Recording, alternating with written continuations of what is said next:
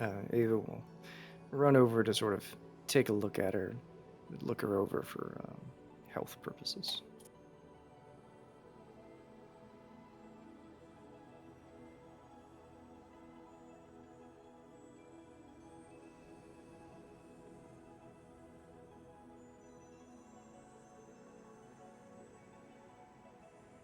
She's going to go ahead and pump a little bit of magical healing in her.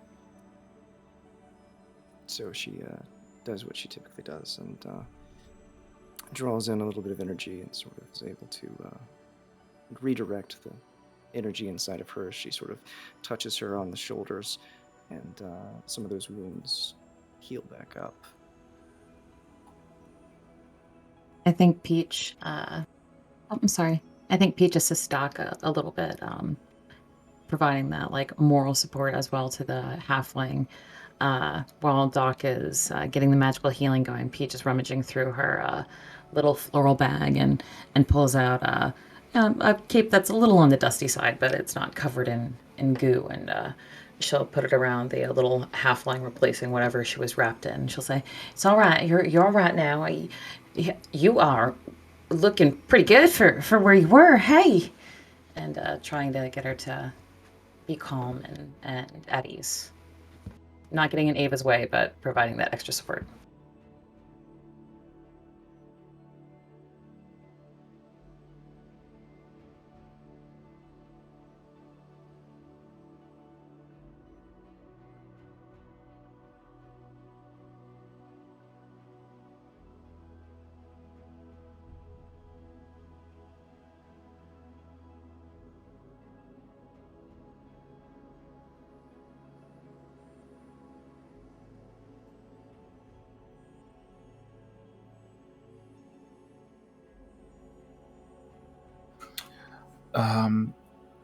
Esmond would have found some rubble to not collapse onto, but to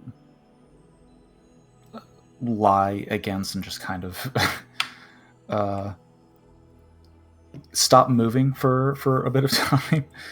He calls Typhon over and just checks to make sure that it's still operating okay and does some minor fixing if needed. And will call Zephyrus and send him off to scout around the area and report back, check to see if there are any other immediate threats, or verify that all the other undead are also being dusted away at the defeat of the Fabricator. And Esmond will just kind of stay, will continue lying down against the rubble, just holding on to his side with his cracked ribs from where the Bullet King smashed into him earlier, and just breathe a very heavy sigh of relief.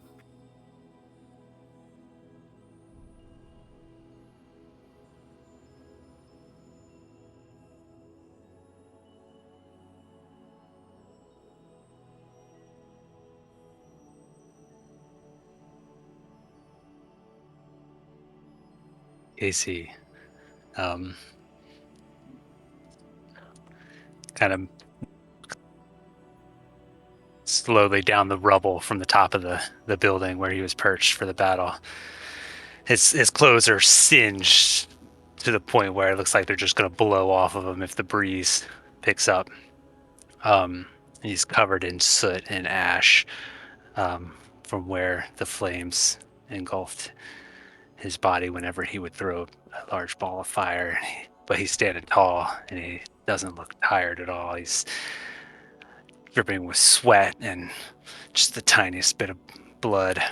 But he walks down through the battlefield past the fallen enemies, and he's kind of just grinning, and he sees the woman come get revealed from the Fabricator and whatnot. And he's like, or was she in the jelly or the Fabricator?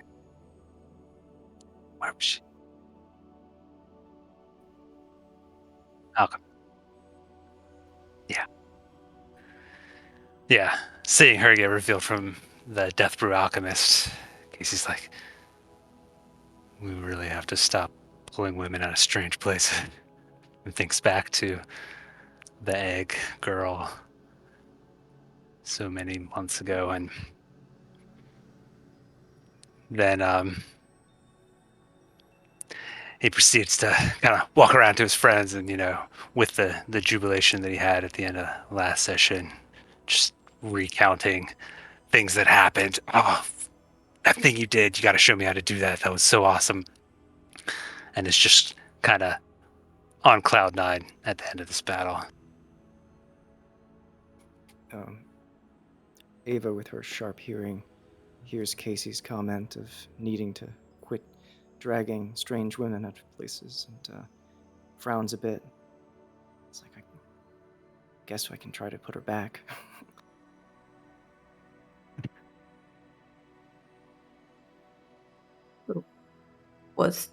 She was the center of this magic? She not the necromancer or the fabricator, I guess? She looks somewhat puzzled at what remains of the fabricator.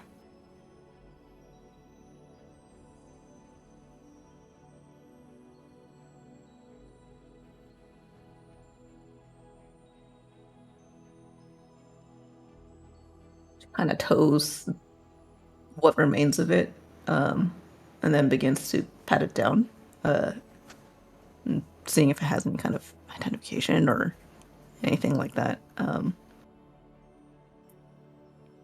Or if this is like, Aurea, you said that there was a skeleton that was sort of a focus at the bottom of the well, but that one was dead. How did she survive? Or do they just keep halflings for fun? Well, what if she went into the Death Room Alchemist? You know how there were like the explosions and lights over on the horizon? What if she was that? What if she was part of that? And then it was just she slept overnight. I don't know how she survived. Do you think it ate all of them and it just took its time like a snake? Some survivors. We saw some tracks right before we decided to go ahead and attack anyway. Then they were leaving. We should probably go find them and see if they survived the night after the aftermath. If her friends are still, well, we should talk to her. We were but as far expecting- as you're expecting, we were expecting pockets of resistant people hold up. Perhaps this was a group of them.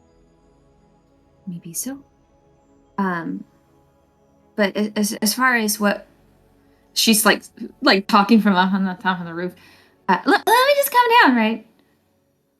Terribly makes her way down so terribly she loses concentration on the spell of silence and just like comes down to join you. No, it seemed at least to me, because I was paying close attention to it, that all of the corruption was really tied to the fabricator. And once the fabricator was gone, everything else seemed to set itself to rights. That there was a corrupted individual down under the city.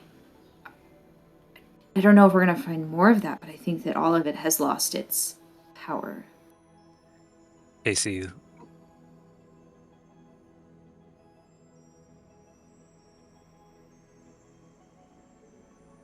Ooh. While that's happening, Casey looks up at the strange sky and the broken town, and without a hint of irony says, "You're right. We saved this town."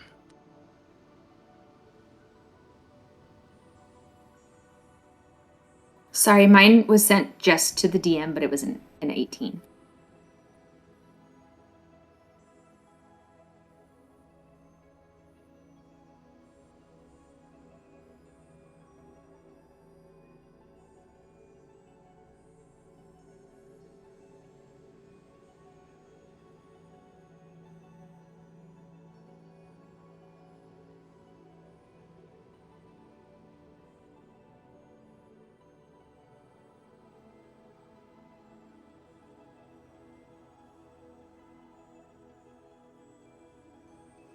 Esmond will just kind of pipe up from from his bodied position. He's just slowly looking more and more exhausted. She's fine. Current running theories that the fabricator was going to sacrifice her, make the cube thing more powerful.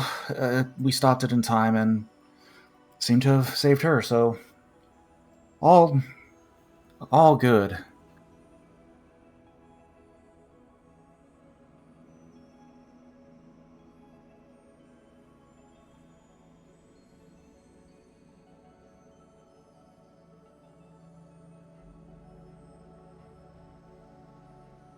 Then we should probably.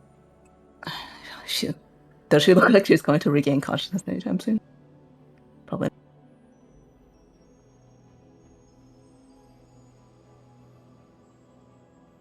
Well, I guess maybe we should take a bit of a break, or maybe we might want to pick her up and find her friends. I'm sure that they'll be happy to see her. Already on it, and Esmond lazily points up, and you see Zephyrus zipping across the skyline, just making a wide berth around the area, keeping an eye out for, like I said, any other immediate threats, but also, upon hearing the conversation, any other survivors.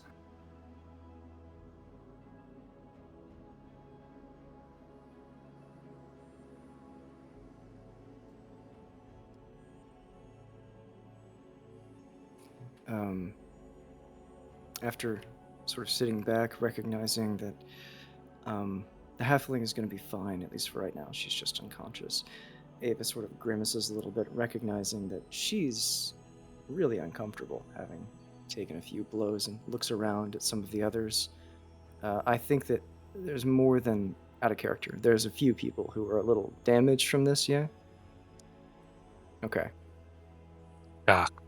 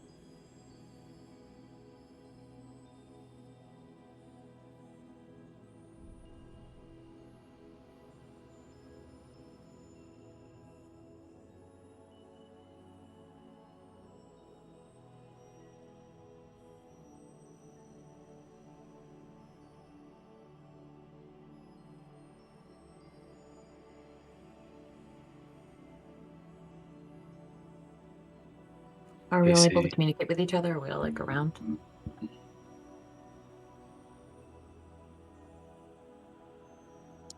Yeah, I think we're all in the kind of courtyard area.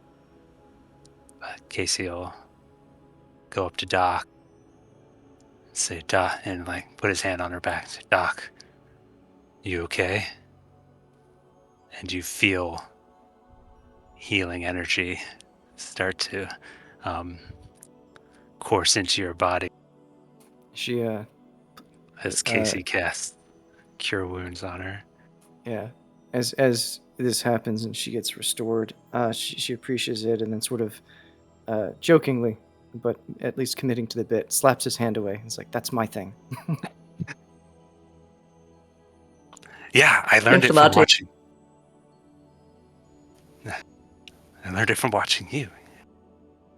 Yeah, she's smiling. She sort of gives you a nod of thanks, and then sort of like you see some of the wound. Her around her eye, which had started to swell up from taking just a giant fist to the face, kind of start to go back and heals on the touch, and she sort of smiles a little bit, and then sort of looks around and turns her attention to the other people who are damaged.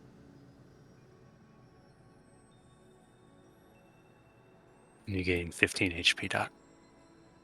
So Peach, being still near Ava, just kind of gives her nod and says, "Doc, go do what you need to do. I'll sit with her," and like kind of gesturing to the sleeping Samsel.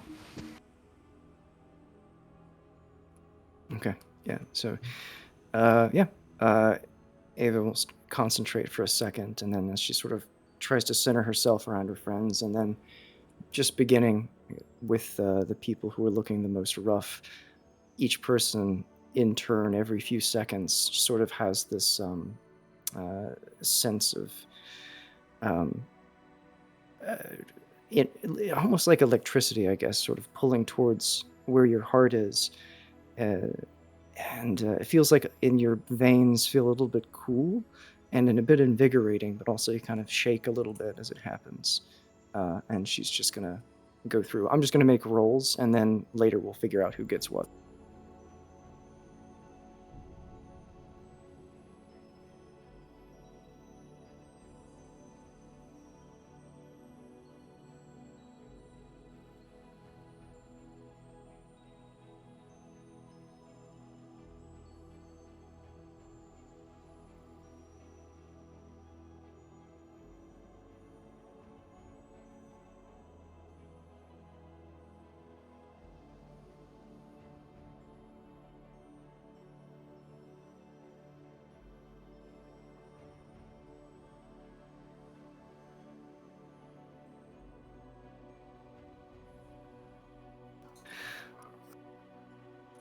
No, yeah. Once she looks around, everybody, I guess, is doing fine. She sort of just looks around the courtyard expectantly towards all of her friends, sort of trying to figure out with a look that says, "What now?"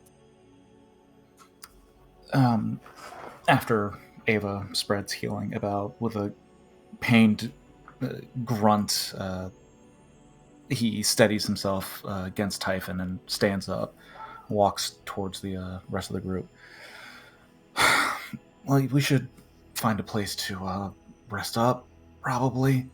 At the very least, get her out of the elements. Maybe get a fire going somewhere, and I don't know if there are more like her. See if we can find them. Well, I mean, now the real threat of everything is gone, right? I mean, there's no more jelly cubes being made, and there's no more death brew alchemists, no more. So we can hole up in that inn we were staying at before, when we were hunkering down in between folks disappearing.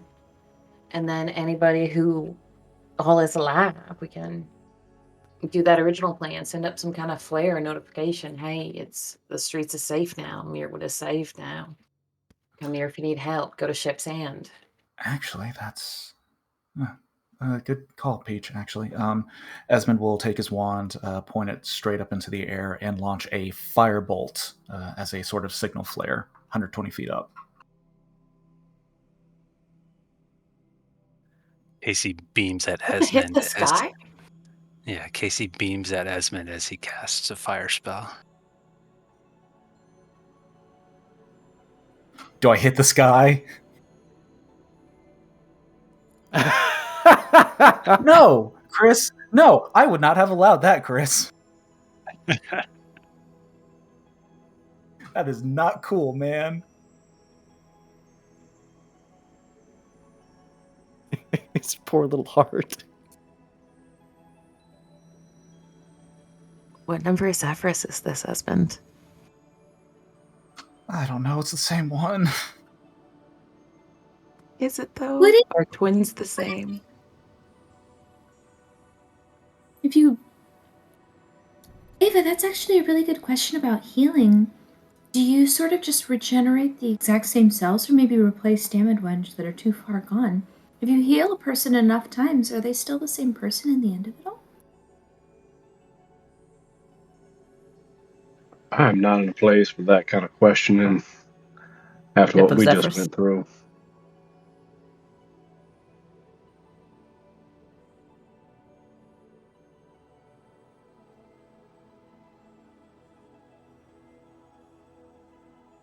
Yeah. She just rolls her eyes at the nut job.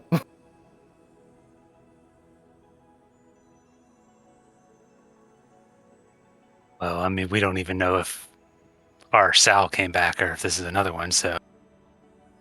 This is There's only one me. I have heard that there are some orders or something like that that believe that you're not just one spirit, you're made up of thousands or maybe millions of tiny little spirits Yeah. that all work together. Yeah, Is he just don't know small any of fragments this. all together. Pulled from the river of life, yeah. We're all poured pieces of our souls after we're gone into new vessels. Well, So it's I'm like your not the brain is not crazy just your one. brain. It's just like little colonies that all kind of think that there's just one thing. It's very weird. Yeah, Colonies is maybe it's the parasite theory. It's really weird. no, what? No. Yeah, just these most tiniest of little creatures that exist, and kind of like parasites almost, but they work together.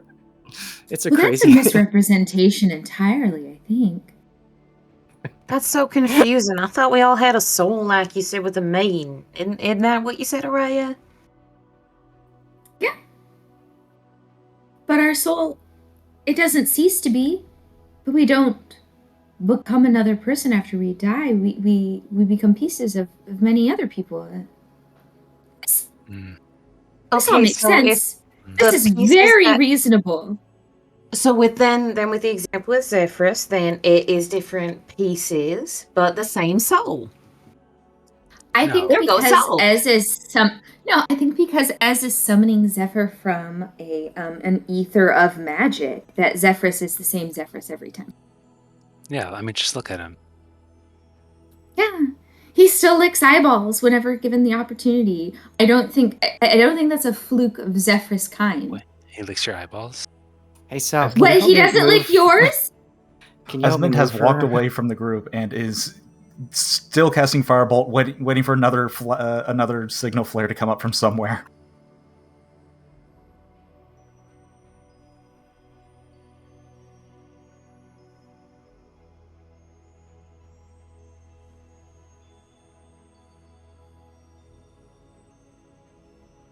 Ooh, all right. Ava takes the breastplate from the unconscious. No, no, I'm just Rips, peels, 90-pound pulls out the bits of Ava bones turns the and press rotting at flesh. him. No, someone else can go first. I'll just. So Araya, walks among the remnants of these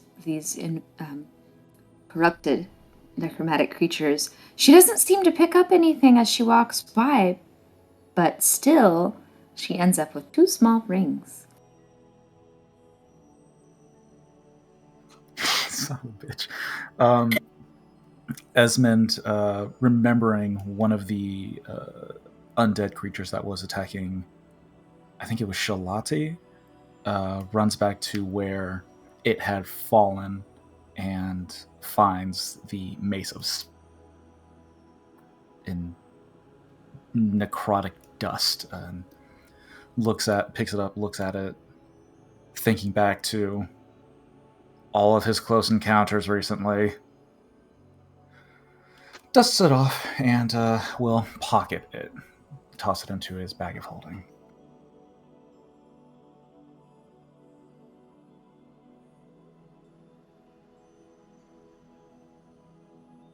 I think after being seen to by Ava, which she desperately needed, she was I think one of her eyes was starting to just had completely caked over with blood, which she wipes off gingerly with a little handful of snow after Ava sees to her, cracks her neck, and begins to walk around to all of the zombies and the various parts and undead that are collapsed, and she is methodically just going and running them through and kicking them apart into pieces, just in case.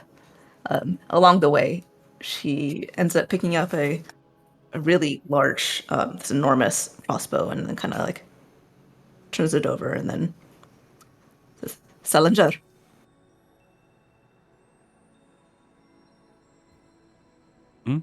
Catch. And then she just hucks it at him.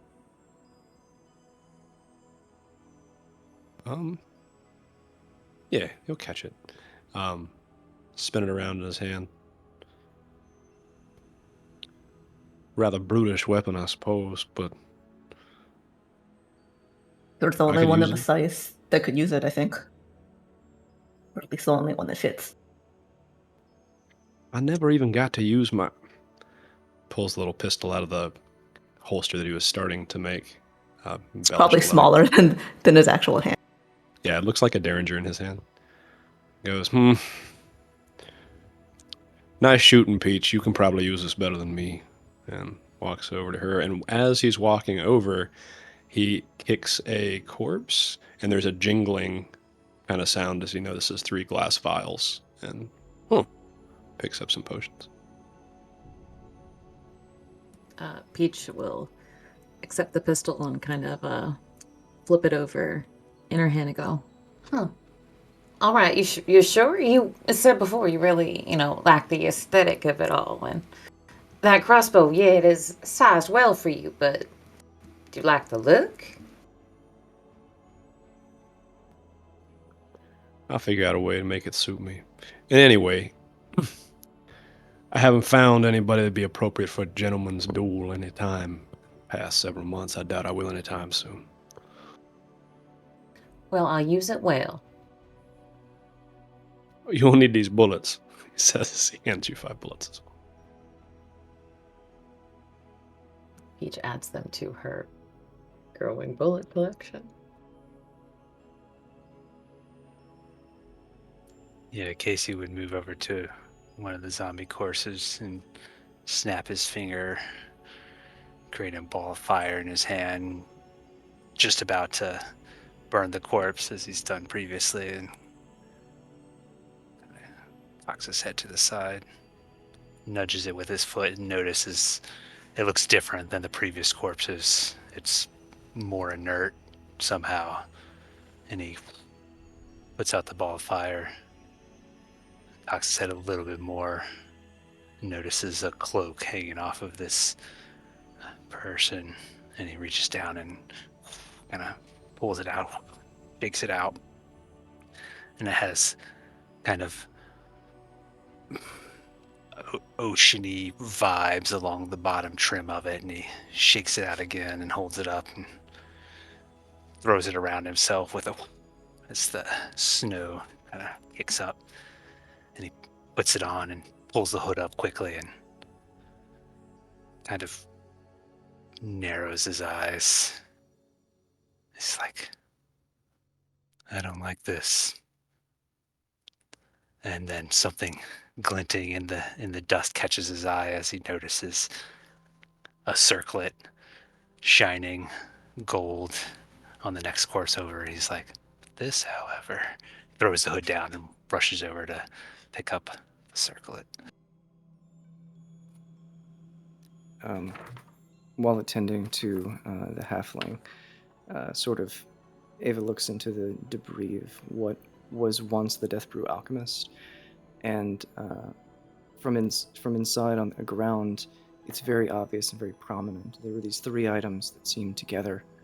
All of them look surprisingly pristine, and she imagines they must have been inside this creature, having every bit of dust and grit and dirt sort of burned off from the acid inside of it.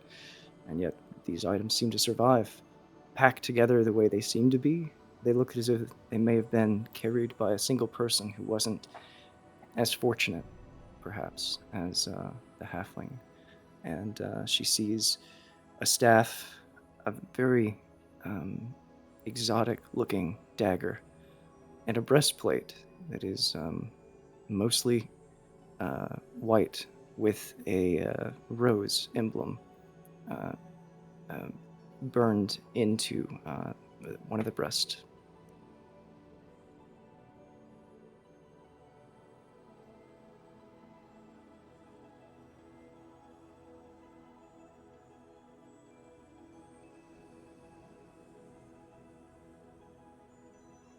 I don't know if I can say this and Kibeth isn't here, but I had this image of Ava picking up, like, kind of picking up a spear to get out of the way, and then Kibeth and Charlotte both just like converging on her and then having a very polite but very intense standoff. A spirited debate.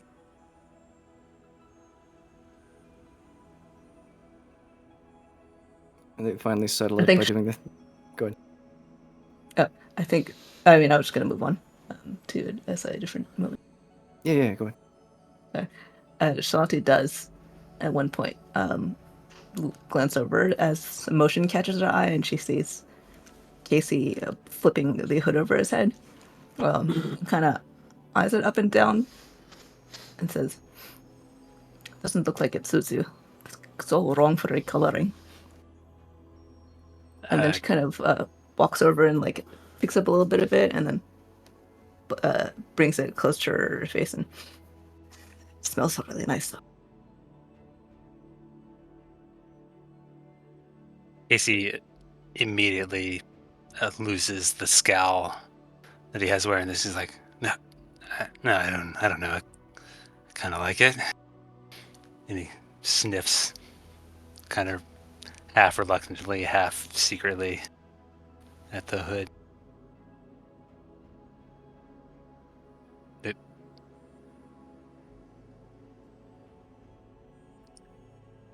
Yeah, but the material though, it feels weird, right?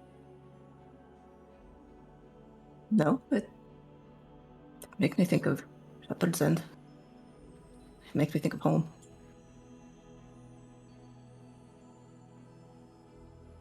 Can't you? I mean, it sort of smells like the docks. Yeah, it kind of does.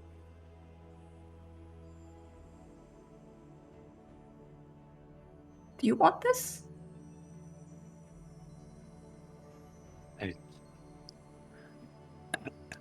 I mean, do you want it?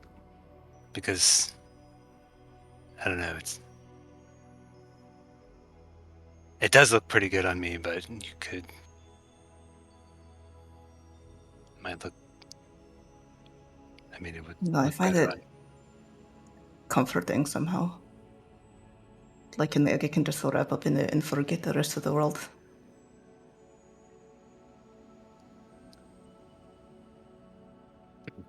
Casey straightens up a bit and is like, well, yeah, then. And he, with one motion, he pulls it off of himself and whips it so that it flies around Shalati's shoulders. And he catches the other end and pulls it snug around her. He's like, you're right. It does look better on you. Pulls up the hood, and smiles very faintly, and then just kind of like does a little shoulder chuck as she moves on to another corpse. Casey flips the circlet up his wrist and then onto his head. Kind of kicks it to the side so it's at an angle. And just kind of grins there to himself.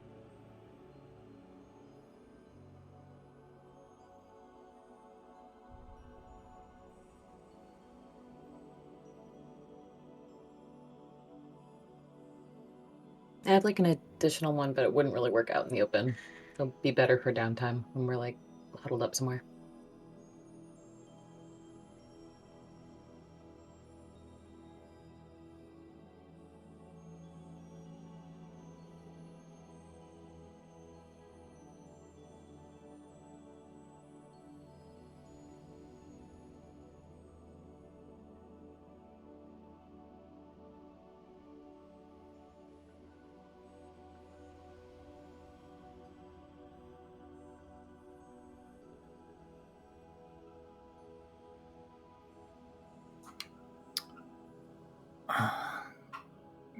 Esmond would. We can't go back to the tavern we were staying at, but there are probably with the fabricator gone, if that did remove all the immediate threats, then we can probably find the smaller, closer tavern.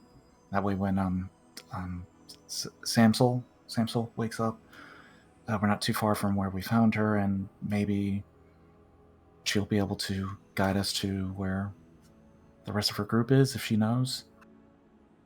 Right. It doesn't make sense to travel back another hour and down the cliff when you have to come back here anyway. I would prefer And- not to go much further anywhere. I'm very Yeah. tired. And there might be hot water in one of these inns. Shooting a glaring look at Ava. Dibs. No, undibs. Undibs.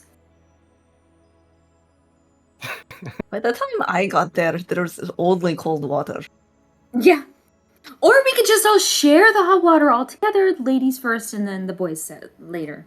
Respect You the all dibs. can't just heat up your own water. What? Just make a little basin and then you heat it up.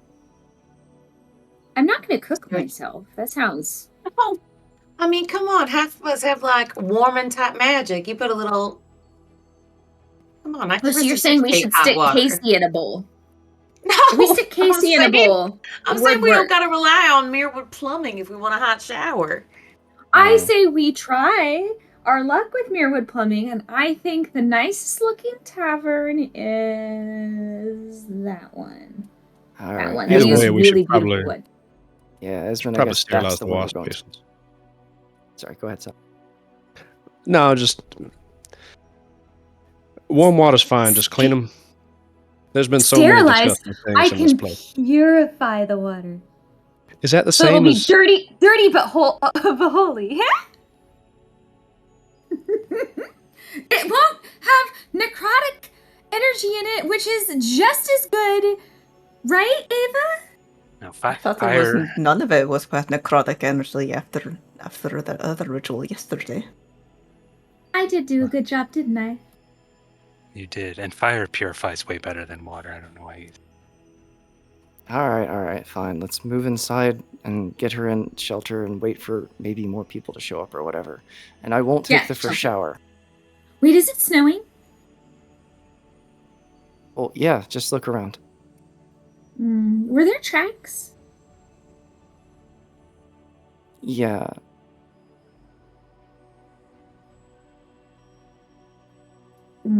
What? These ones are my tracks. If you look close enough, you notice that none of the snow actually hits Casey. It kind of just turns to nothing when it gets within a certain distance of him. Do you take a dust Technically- bath? Technically, the snowfall doesn't hit Esmond either, as his natural breeze kind of blows it away onto everyone Yes. else. It blows it away from Esmond towards He's a Casey, constant and it snowblower? sublimates. Yeah. No, there's This just is why the Esmond, boys go last. Esmond just has a constant light breeze surrounding him, so technically the snow, unless it was really heavy, wouldn't hit him. That's why his hair always looks good. Well, what It's always what we can windswept. do? What we can do is go back to where I saw those tracks, and then we can follow it along until we find a good place to shelter down and take a rest, so that we're maybe a little bit closer to this halfling's friends. That's true, but I guess Esmond just shot off all of those things here. Do you want to do that again wherever we end up? Well, maybe we should do one that's not so can hurt people. Something that encourages the more timid to come out. Fireballs would scare me a lot, actually. So I've got. What about this? Dancing lights. Sparkles, y'all. How high up does it Brennan. go? What's the range of that? 60 feet! From me, I mean, I can go, that's pretty high. No one else is 60 feet tall. It'll look like we're having a sale. Great. What? These are not Do you cheap. have a better These idea? are beautiful. You Do you can just- in town do these when you're doing like a market or something? Is that did I miss Fancy Lights Market Day? No, it makes sense. We just finished assailing these creatures. Yeah, now the battle is done and it's beautiful sparkling lights. All right, that's fine. Let's just move that direction. All right.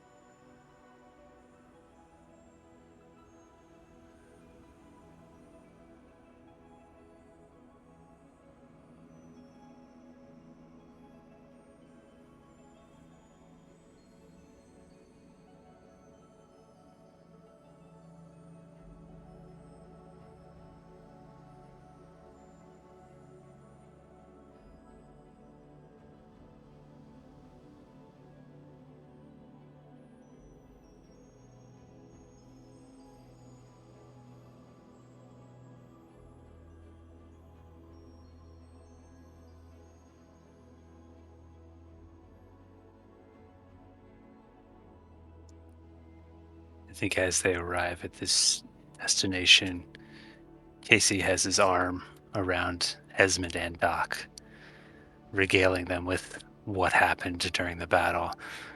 And it's just like, Esmond, your plan to drop the logs on that guy, brilliant, brilliant. But Doc, oh my gosh, Doc, making the logs bigger, that was incredible. How did you do that? How did you think of that? That was so brilliant.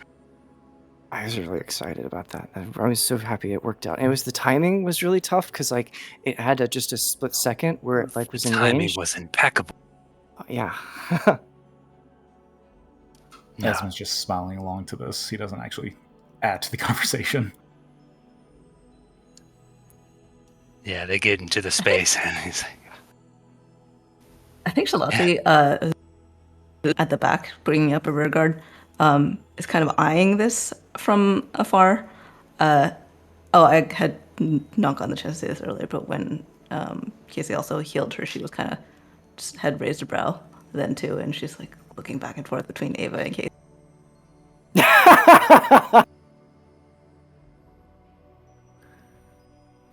yeah, they get into the space and stop in front of in the doorway, and he's like, yeah, this will work. And hopefully we'll be able to find some others, huh? Oh, I got an idea for that actually. And also that thing that on your belt there, it looks like you just pick that up. Can I take a look at that when I get back? This, in case he lifts up a pouch that has a strange buzzing sound emanating from it. What are you talking about? I meant the band.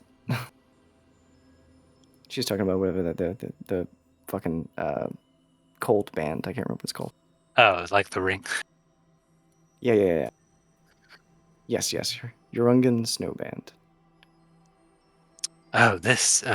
He kind of pulls it off and holds it up, and he's like, yeah, I found this on one of the zombies. It's just kind of cool looking. I just wanted to look at it. I think I saw the cover band once, but I've never seen the real thing. No, she wants to look at it though, as she after us helping to get the halfling sort of settled, apparently still unconscious. Doc is going to go outside, and if Casey allows her to take that, she's going to be like thumbing it, sort of like looking over it as she like walks out and just stands right outside. When she mentions it, he holds it up and kind of looks at it, and he's like, it's kind of precious. But no, it's flicks it. He thumb flicks it to her. He's like, no, yeah, it's all yours. She doesn't quite catch it. It definitely hits the ground after juggling it a couple times, but she quickly picks it up and starts to brush it off. And You notice it's much colder than it should be in this environment. I mean, it's a cold environment, but it seems a lot colder than metal would be just in the air temperature. I was right. It does look cool. Okay. You guys, so you want people to come here? Do we want that now? Well, Yeah, I mean, sooner is better, right? All right. And she goes outside and sort of looks up at the sky for a little bit and sort of leans against the wall, and she starts like pacing a little bit and looks like she's contemplating something. I can make my voice really loud, but it kind of scares bragging. me when no, it's never mind. I can do pretty lights. Oh, I mean, those were great. I think those will be great to bring people here now that we saved the town. I wonder if they can tell like we can tell. I mean, if they look out their doors and see that their zombies are all not moving anymore. Yeah, we just need to gather them here, huh?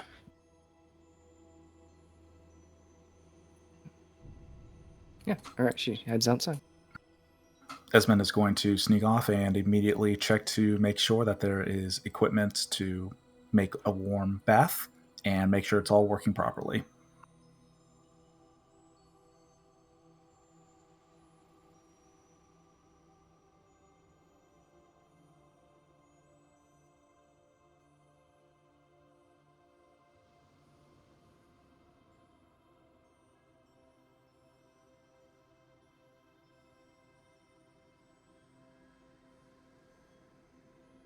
Yeah, perfect. That's going to take a little bit of time. He'll have Typhon system get that going for for warm bathing for the evening.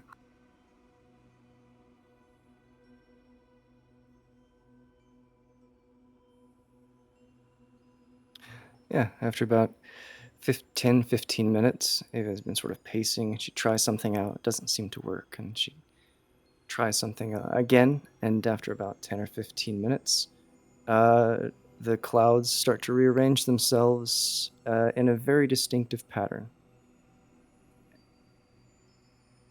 It says, "Town safe. Heroes here. All welcome." What?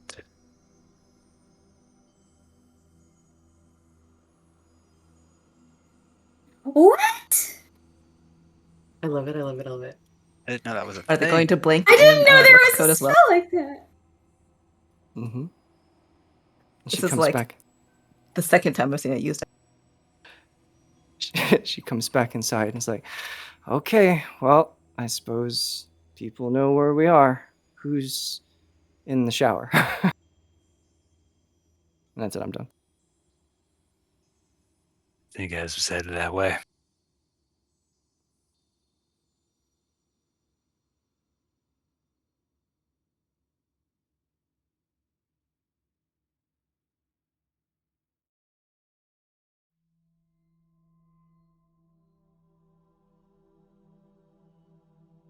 Imagine like a little line of vertical clouds pointing down toward the at the end. Yeah. It's a bunch of neon glowing arrows.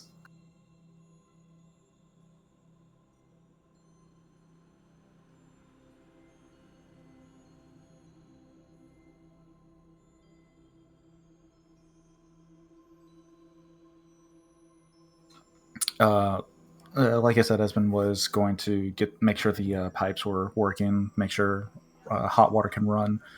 After, I don't know, 15, 30 minutes of getting that situated, he would move up to the roof of the tavern and just keep an eye out for anyone that approaches, looking up at Ava's handiwork up in the sky, very impressed.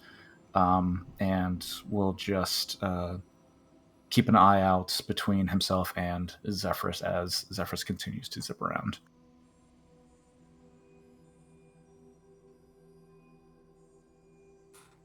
Ava finds while they're sort of settling down and in between rummaging around and doing different things, she finds Peach and looks over everything and basically she's holding this really exotic-looking, I guess, dagger you might call it, and recognizes. And she's like, I don't know how often you get like in fights up close, but if you want to keep protection on yourself, this seems like a pretty nice dagger for that. So, keep it handy. If you don't want it, someone else might be able to No, use it, but it looks nice. thank you. I appreciate it, Ava. On the battlefield, I found a dagger, and I could have sworn I swapped it with Safford for something, but then I felt like Safford wasn't there at all. It is the most uncomfortable feeling. Yeah, it's really hard to know what to trust because she would do that if she was here or not. Yeah, I suppose she is, She goes her own way. That's Sneaky. what makes her. I wouldn't say sneaky. Sneaky has such negative connotations. She's positive sneaky. Self-possessed. Yeah, she's that too. Yeah. Single-minded. Yeah. She's obviously I hope I don't know all this weird stuff that's happening, but I hope she's back soon. Me too, of course. I didn't mean to make light of it. Just, I appreciate it. Thank you for looking out, Ava. How's our patient doing, the halfling girl? She hasn't woken up yet, but she's fine. I think, as from everything I can tell, she'll physically recover with minimal, if any, signs of what's happened, but won't really know the full extent of everything until she's conscious and talking. Well, not to step on Aurea's toes, but praise the maiden she was alive. Hopefully we'll get a story from it. Ava sort of nods her head a little bit, looking a little bit weirded out by the religious language spreading and infecting her friends, but she's but she sort of nods, looks down the dagger, and is like, "Hope you find. I hope you never have an occasion to use it, but if you do." Thank you. And she nods and is like, "That you're welcome," and makes her way off to to the roof to return something of Esmond's. We don't have to do a scene for it, but that's. Oh, go ahead. Sorry. Yeah, this could transition nicely into a Pete scene. Just had a quick thought, and then we could maybe do the Ava goes to see Esmond. Not to step on any toes, but it would be a good transition as Ava's leaving the room. Perfect. So, as Ava leaves the room and shuts the door, Peach kind of turns the dagger over in her hand and sits it down on the bed where she has laid out the set of armor that Cyfred had passed to her on the battlefield before seemingly blinking out of existence. As she looks at it, Peach fiddles with her own armor and kind of takes off the armor that she had been borrowing from Miranda. And it's armor that has protected her until this point, but every time she takes it off to sleep, the straps slide back to where they were for years. The buckles fit back into the grooves that they most often were in. And every time Peach takes off the armor, it seems like it's still filled with the ghost of Miranda. And it has protected her until this point. But it's not hers, and it's never quite fit. She can't rest in it properly. It always pinches a little bit, or the straps are not quite right. The laces are cutting into an area where it didn't on her mother. They're just built differently. And as she puts on this armor now, this restful studded leather, it fits her well, as if it is cut specifically for her. And whether it's the magic of the place or just the fact that this armor is not 30 years old, but Peach feels like this was meant for her. She takes a minute and she conjures up a hand mirror out of nothing, out of the air. She holds it up and she uses it to check the different angles to make sure her buckles are straight, and she takes a moment to strap the pistol holster onto onto her upper thigh, and then gives one final look to herself in the mirror, gives a gentle nod to her mother's armor as she puts it into the small floral bag. And Peach reaches in for just a moment, rummages in the bag for a second, and pulls out a wide, flat-brimmed hat. She puts it on and just kind of smiles at herself, disappears in the mirror, and then trots off downstairs. Does she bump into anybody in the main area of the tavern?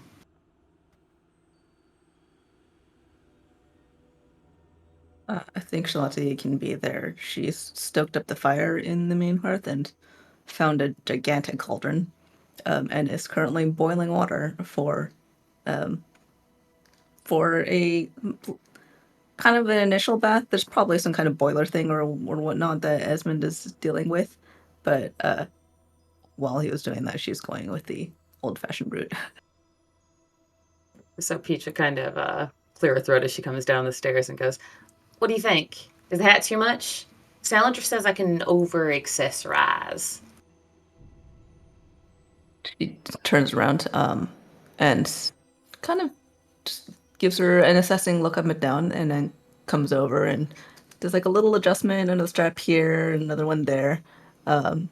Finds a little buckle or like a seam that is sometimes used in one of them, and then says, "You look great, and it looks like it fits you honestly a lot better than your mother's old armor.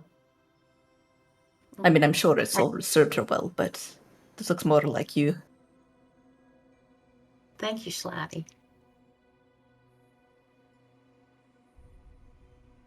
Do you think... Peach kind of glanced around. You think Sal will think it looks good? Hypothetically. I cannot Because it speak fits for her, better, but I right? don't So It does, but I mean, your mother was sort of bigger in that area, so I think this is just going to strap it down a little bit more. I mean, she had like 30 or well, no, she was an elf, wasn't she? She had like 200 years on you, so. oh yeah, I just meant the style of it. I think it's I don't know, flattering. Anyway, look, being more sleek is better for battle because there's less to maneuver around.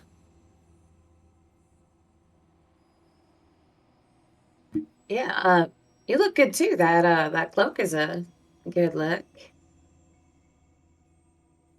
She kind of tugs on it and looks at the sort of aqua dark sea green nature of it with the little bits of silver embroidery or gold embroidery on it, and says, "Casey found it. I don't know. He made a face with it, but."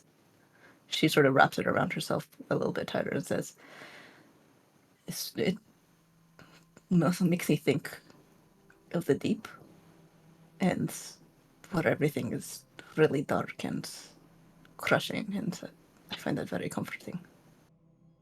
You found that comforting?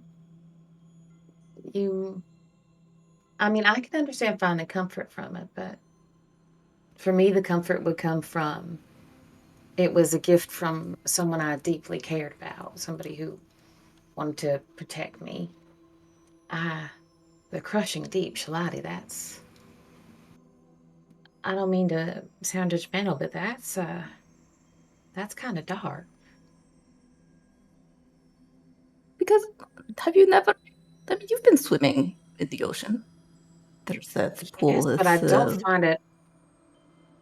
Have you never dove down real deep, like down to the floor, and just sort of lay there for a bit, and it's quiet, but it's not.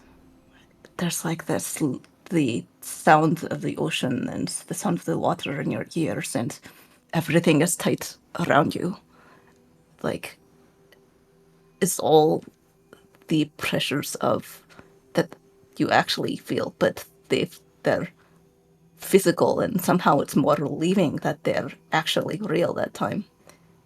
And You don't have to pretend that it's. I mean, it's just it's quiet and it's hard for people to reach you there. So you like it because it's quiet and lonesome and dark and crushing and you can't breathe. Yeah. Hey, you know what? That's comforting to you. That is comforting to you. I prefer the shallows. You know, meant to You are a travel, person. move along, not be so deep. Shallow You are a growth. person made for the light and brightness and sound, so that doesn't surprise me.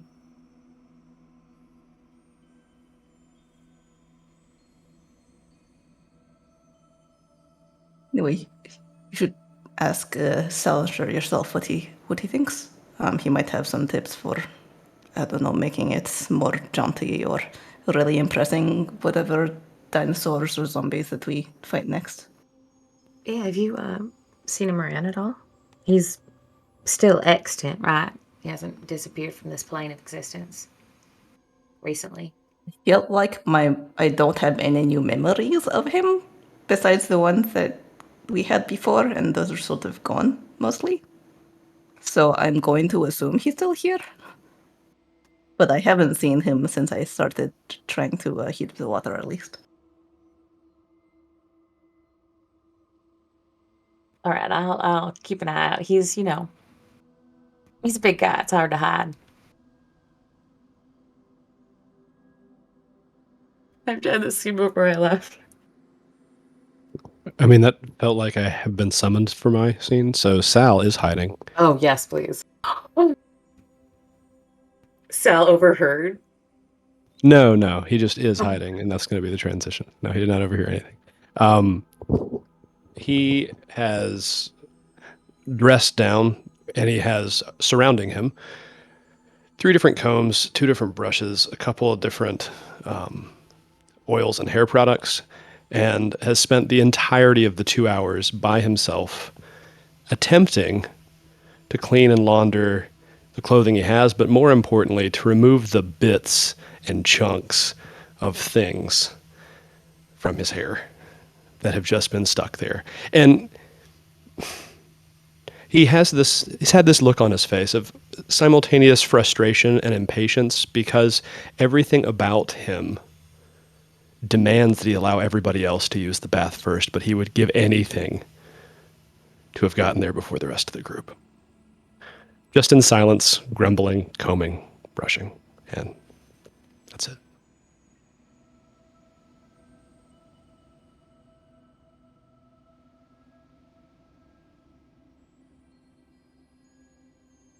I'm trying to think of what Araya would do.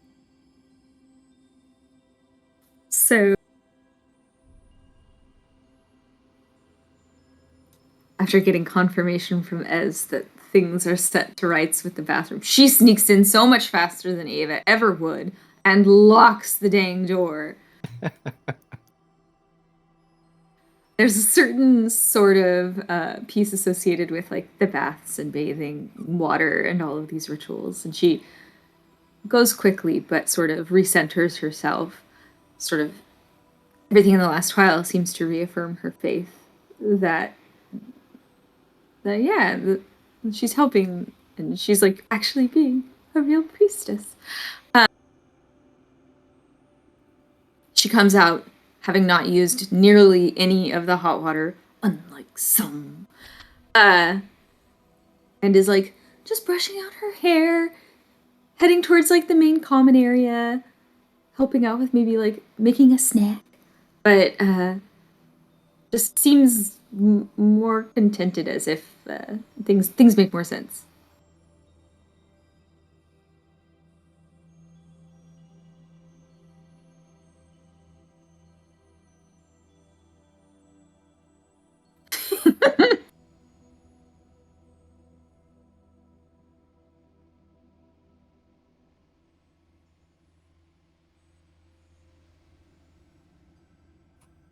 Oh, sorry, real fast. I wanted to give that thing back to Esmond. It won't take for a second. Okay. yeah, she just makes her way up to the roof and still looking a bit gross.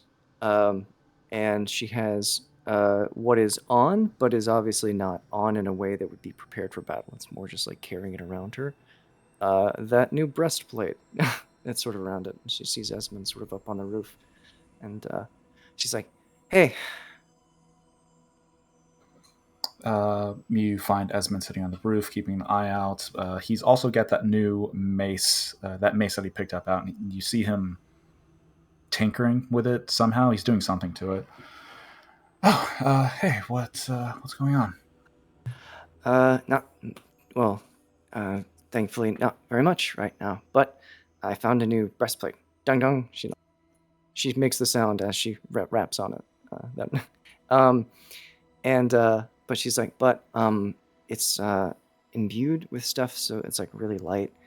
But it means I can't. I gotta.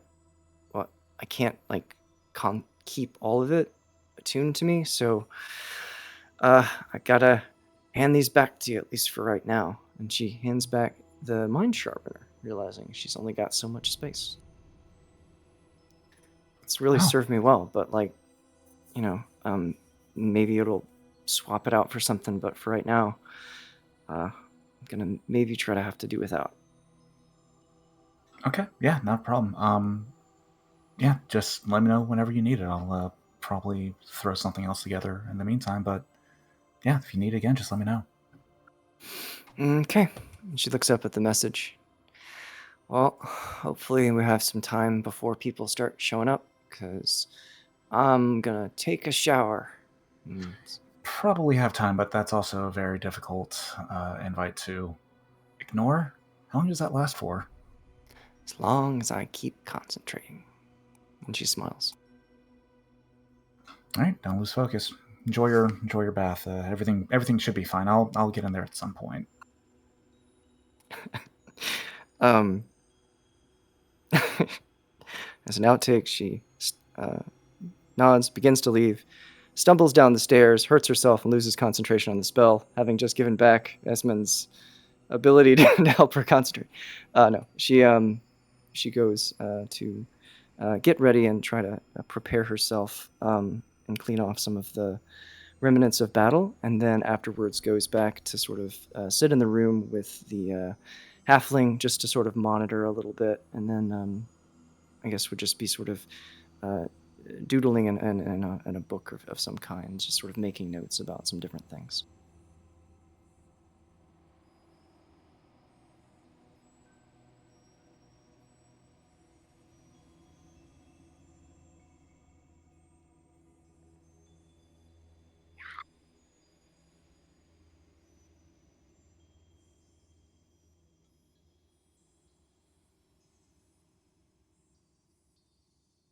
Doc could be there. I can have a professional curiosity. Yeah. Peach might be around if she didn't bump into Sounder.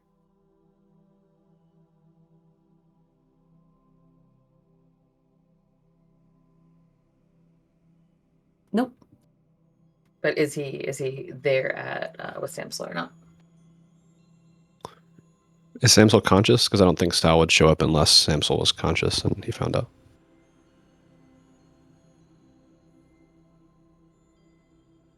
All right, then. Okay, so he did show up after this thing. Yeah.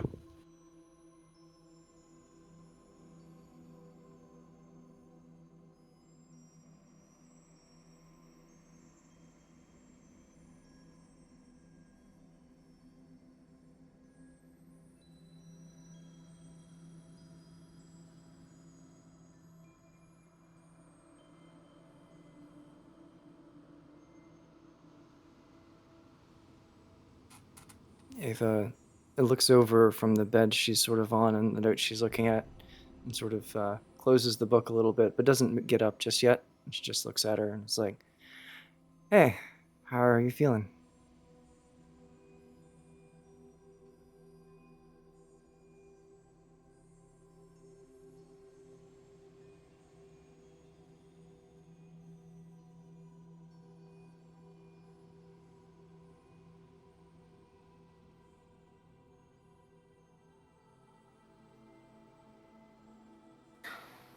What do you last remember?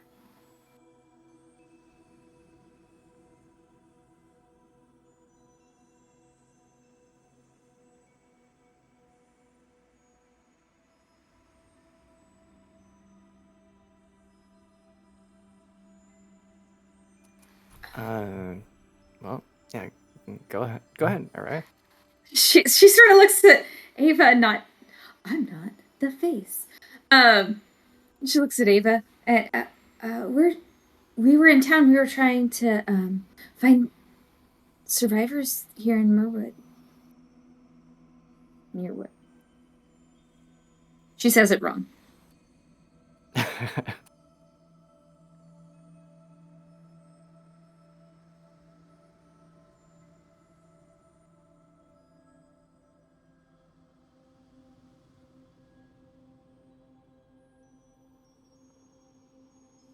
Oh, no, let back.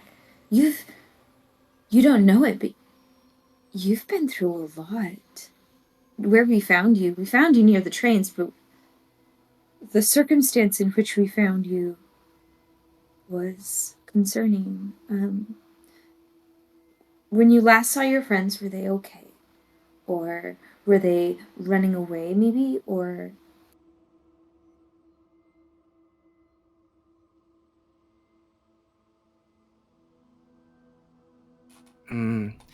Just try to stay calm. If your friends are anywhere in the city, they'll probably be headed this way in just a bit.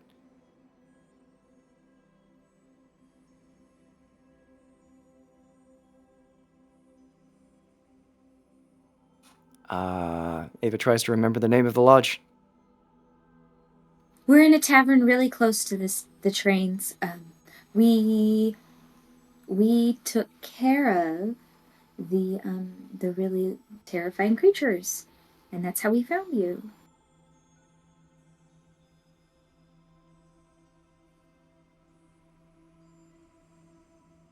Mm-hmm.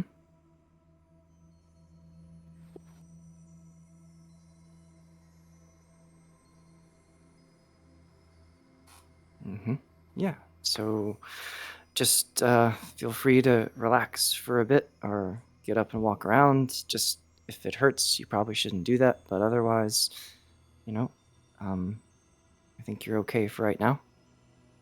Do you need water?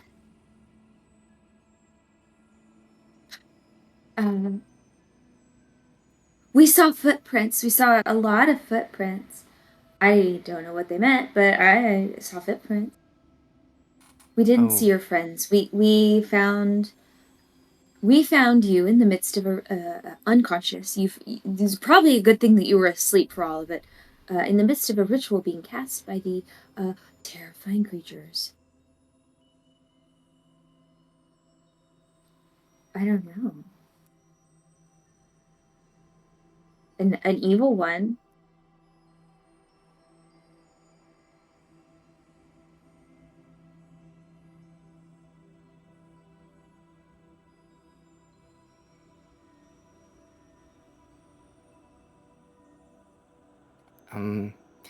Well, just I'll be right back. And Ava puts the book on the ground, sort of like walks out the door a little bit and pokes her head out in the hallway. Bring her back a snack! And then she is looking to see if anyone else is just standing in the hallway, so she can tell them that Samsel is awake. Yeah, she invites him in, and then asks for some person to bring food, but realizes that if there is any food, they're going to have it with them. I have a cracker, not mixed with fruit. Yeah, Peach canonically has snacks, so she will happily go along with Ava and produce a meat pie seemingly from nowhere. Nice. You still have meat pies? It's jerky. We've been on the road a lot.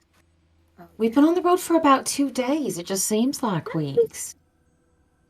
No, we've been on the road a lot longer than that. I haven't seen an oven in more than a week.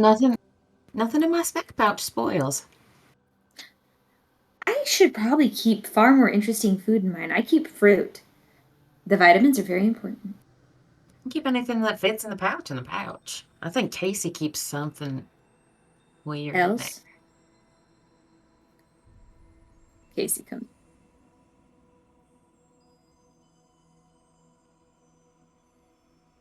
But they both offer Peach's alarming, more delicious looking snack to her. I think you've been through a lot, and food helps.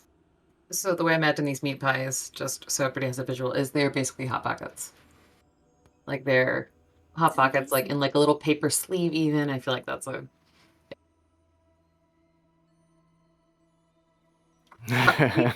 genius.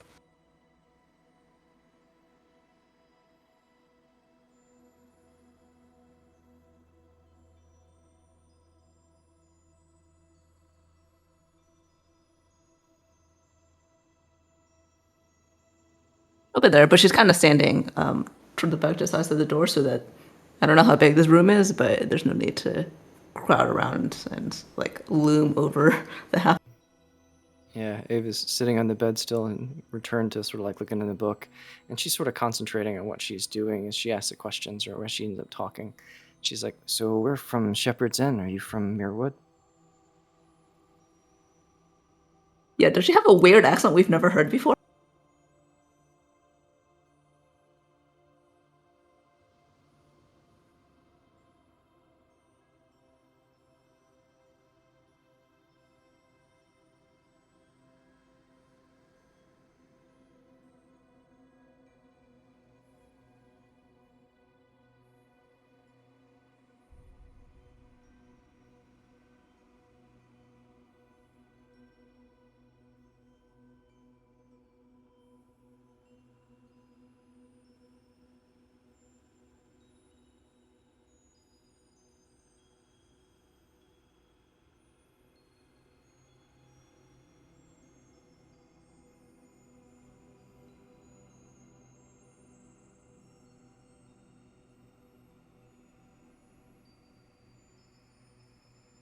They're all terrible. But the north. No, you're closer to the tower. Do you have any news of from the north, from the tower?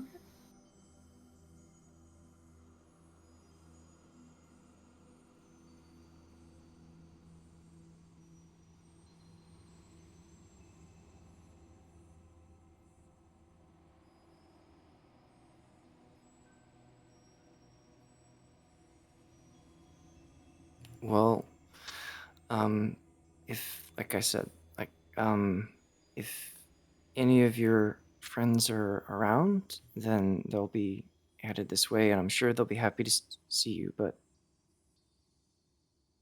well, well, there are others that we found, but you're the only survivor that we found.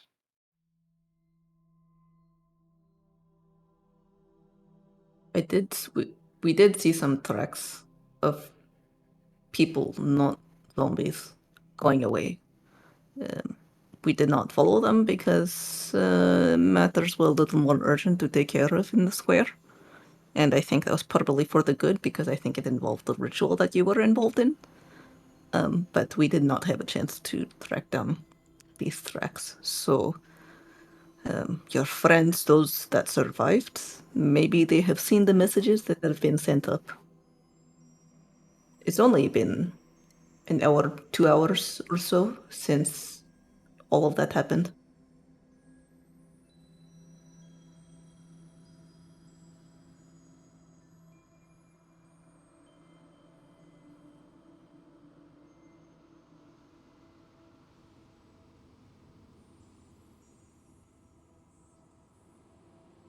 Yeah. I saw one that said Stein, I think. There were maybe 2 or 3 others. But I don't remember the names that were on there.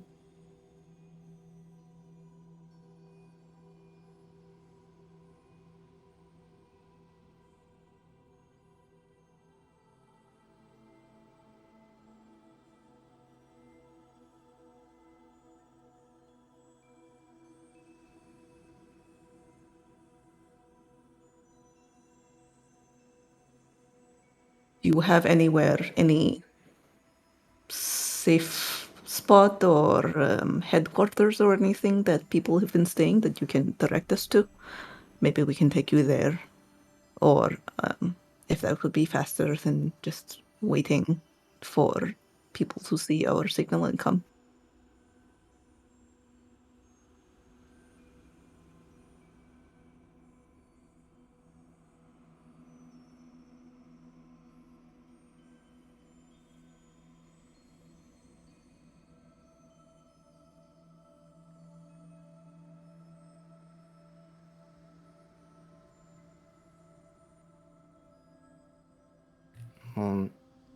The fabricator was really powerful and terrifying, so that was a really brave thing you guys did.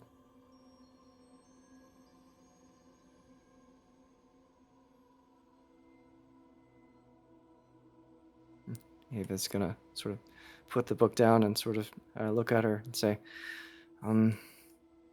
if you have anything that feels like it really hurts or something, just give a shout. But I'll be in the next room. She sort of looks awkwardly at the others and sort of makes her way out of this uncomfortable situation.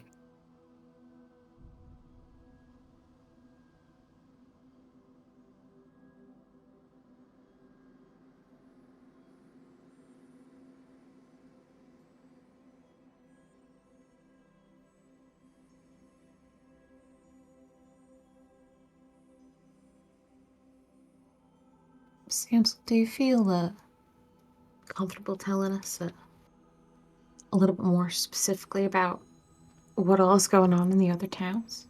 You said they were bad. Is it similar to here? Is it necromancy? What?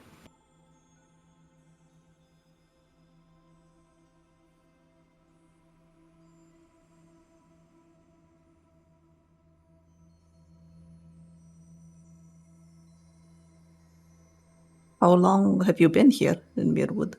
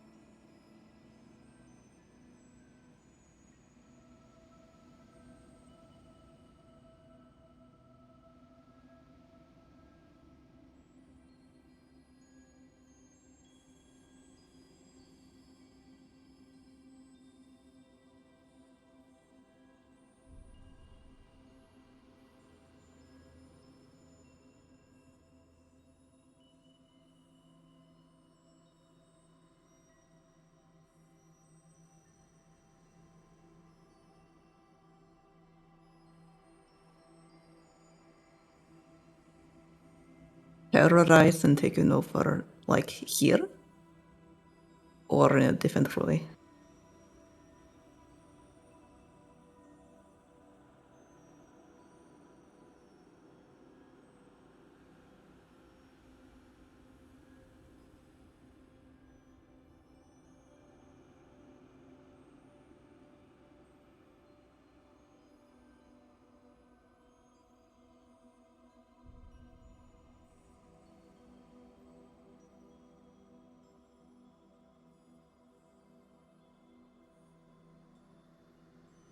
What are the plenty?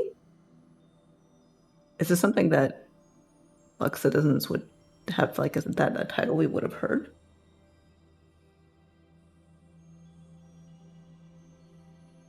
Trying to think of if she's heard anything from, like, stories or whatnot of blood drinking, flesh eating monsters, besides people, humanoids, I guess.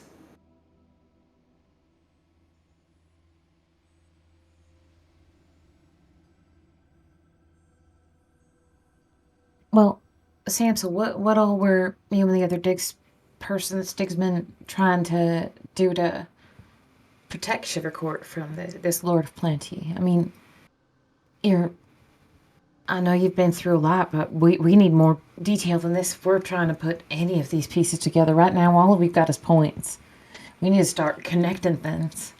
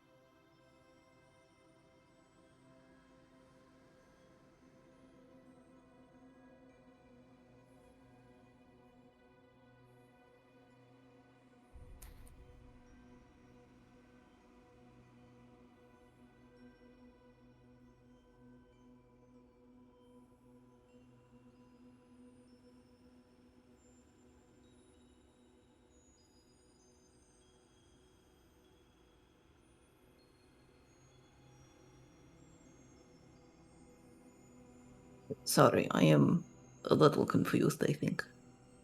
So, you came to Shiver Court after the tower fell to the earth. There was some sort of disease that was breaking out, and then shortly after that, this Lord of Plenty took over, and this is the blood-drinking creature that you were talking about. You tried to fight back. Do I have it right? So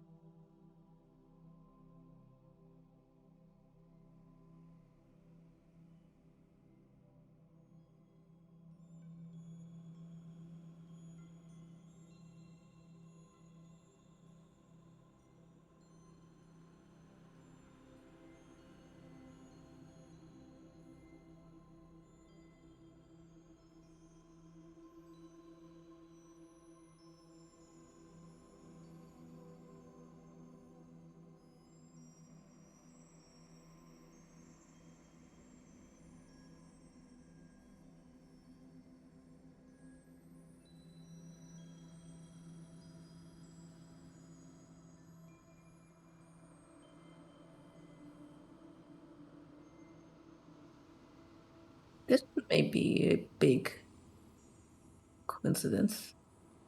Aurea, you saw these people in your visions, right? What did I saw they people in look my like? vision. What did they look like? Well, one of them had one eye. Um,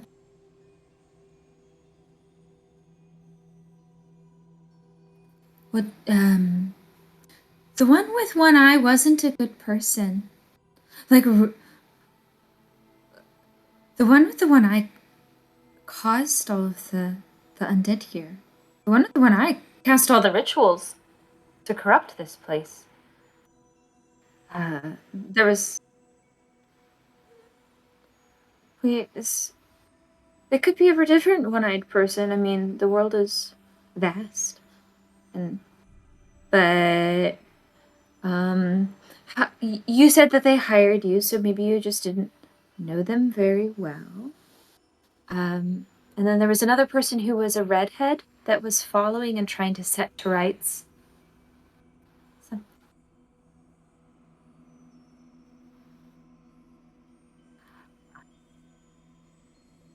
Well, they were here, and I'm really glad that they're not anymore. So you were saying, I didn't see them directly, but the ritual that they had cast seemed to be a couple of weeks old. Time is strange right now. Have you Sorry, small question. Have you noticed a fracturing of parallel dimensions at all? Just like a hair? It only started like a day ago. I think. Oh, you're right, and she'd probably be asleep the whole time. Never mind. I possibly saw your friends. I don't think that they're your friends. I don't think you should be chasing after them because they might have caused the problems up north too. I don't. But if it's not a necromantic problem, then I don't want to jump to conclusions.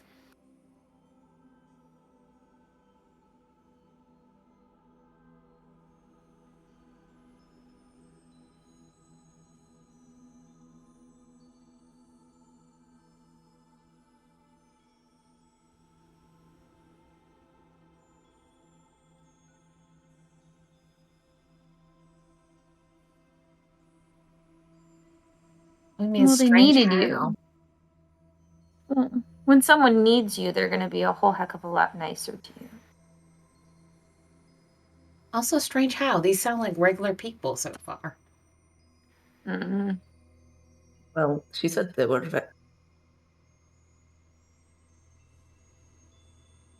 Well, you said they were very powerful, right? What were they looking for when they hired you originally?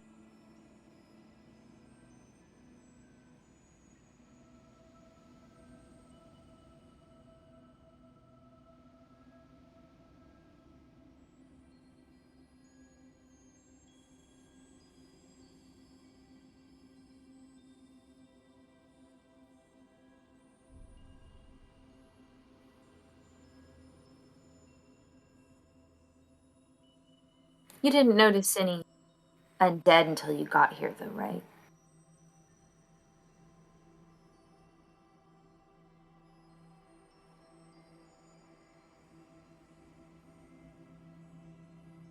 Like,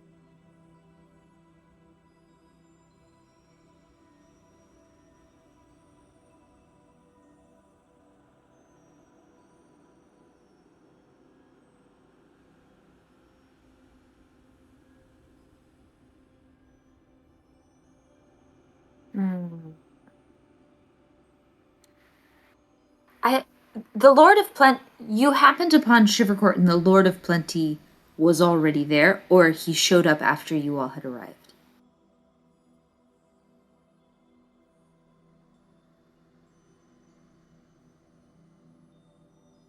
Like the undead showed up while you were there.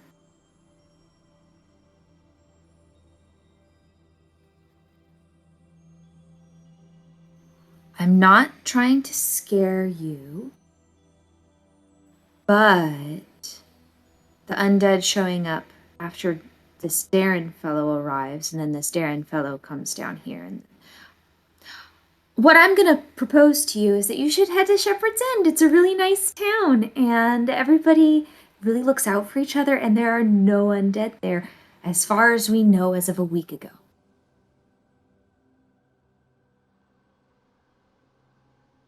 it's A little it's a small seaside town. town.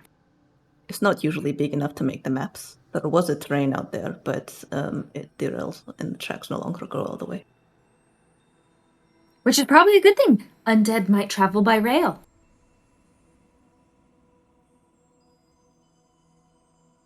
Anyway, part of the reason we came here, Shepherd's End has had its own problems with monsters. No undead, fortunately. But yet, whatever this world equivalent, knock on wood is. Um, but we with the winter is running long and the world seems to be changing, or so Isman says. There seems to be like changing on its whatever the thing in the middle that it runs through where it balances. Anyway, we tried to come here to see if we could find any news or anything. There's been nothing, no communication. I'm sure you've noticed that a lot of the magics are gone. Like all of the communication things. We've had no word from the capital or anywhere else, so we came here to see if we could find news or survivors and food supplies. We found a lot of undead mostly.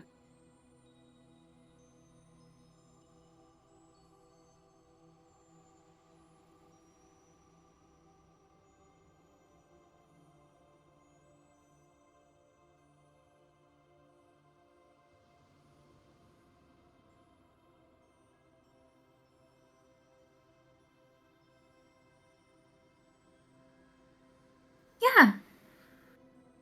Well, that's kind of a dark. What's important is you're okay. You let people know that Shiverwood is in trouble too, and that.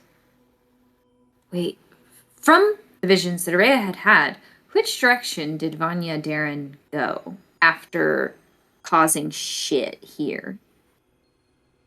South. Shiverwood's north. They were headed south. Do we leave a problem to fester in the north, or Do we go south and follow the problem maker? Problem maker already has somebody who's following him to solve the problems. It's not working. She's mostly like mumbling off to herself, but.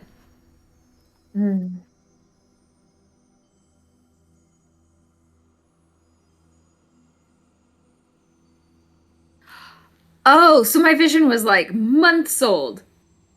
Oh. I correct my like a week? No. Months.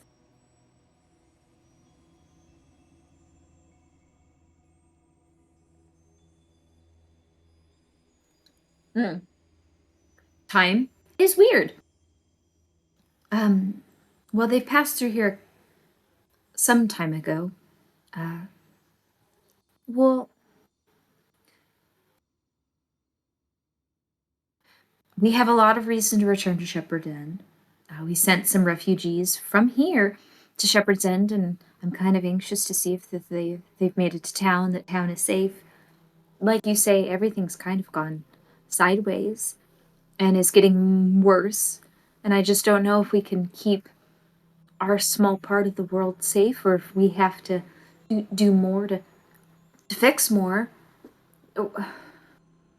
Are we enough to maybe help fix more?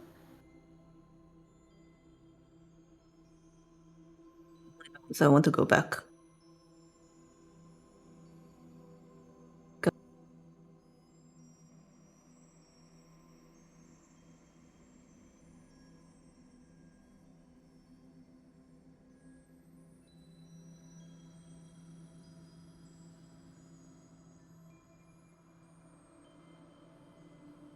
All I know is I want to go back to Shepherd's End. We've taken out the biggest threat within close range, and I am very anxious to check and make sure that our families are safe. Once we're back there, we can decide what to do next. I mean, it's been months.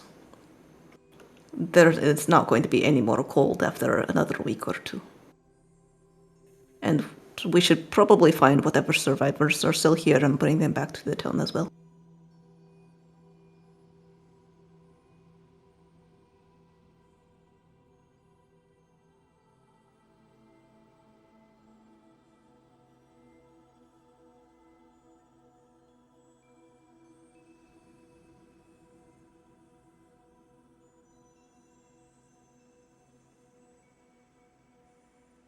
We're trying to help. We're trying to do the most good.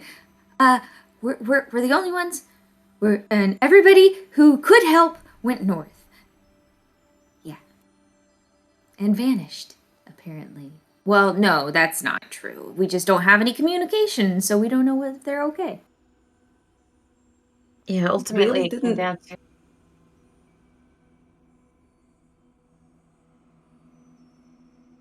There was an army? Were they okay? Did they go more north?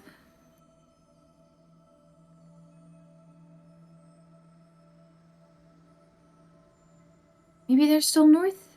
Maybe they're gonna be fine. Maybe they're fixing the tower. Yeah.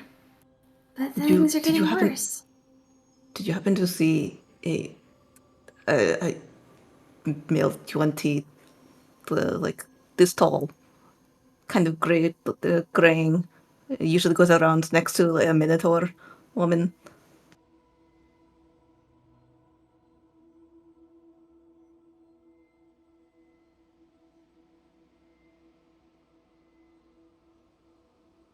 What color fur?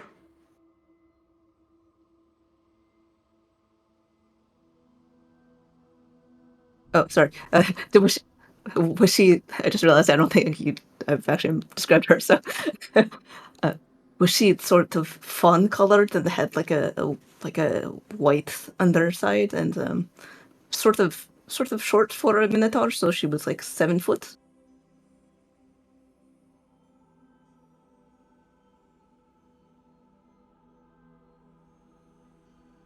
Thank you.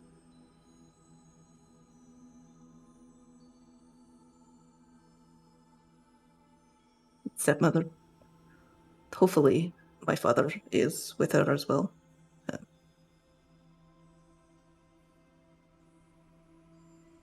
But we're just villagers.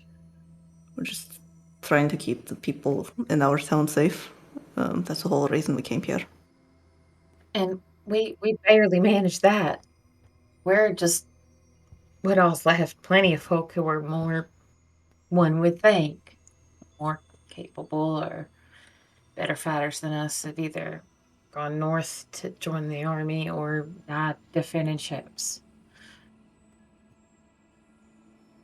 We're just the lucky ones who are left, I guess, if you can call it lucky.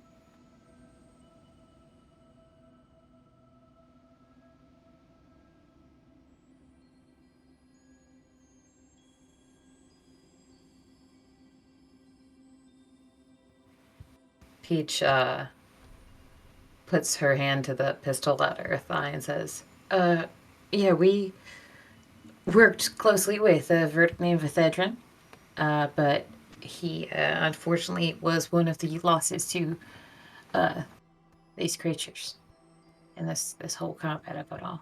I think the verdicts as they are likely spread pretty thin and likely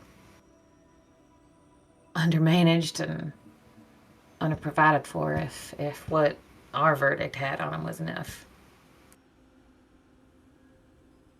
I don't think we can rely on them for much.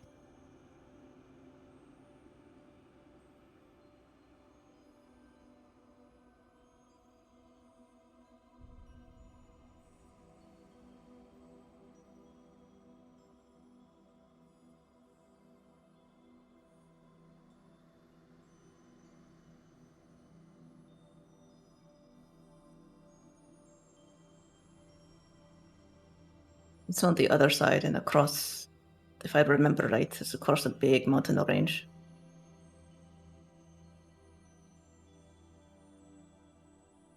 It's much, much further than between Shepherd's End and Mirwood is. How long do I say? Like a week?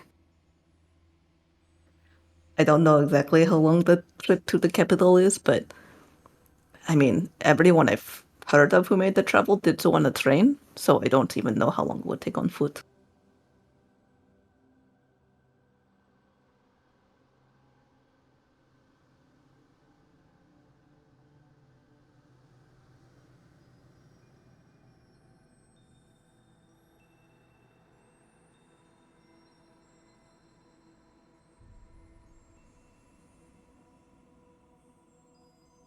You want to go back and we can bury them or burn them?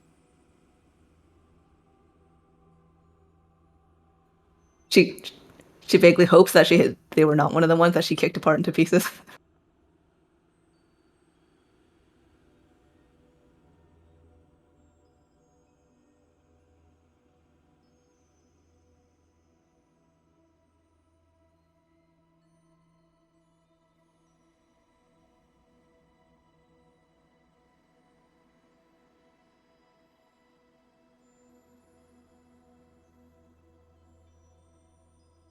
Do you feel well enough to walk, or do you want me to carry you?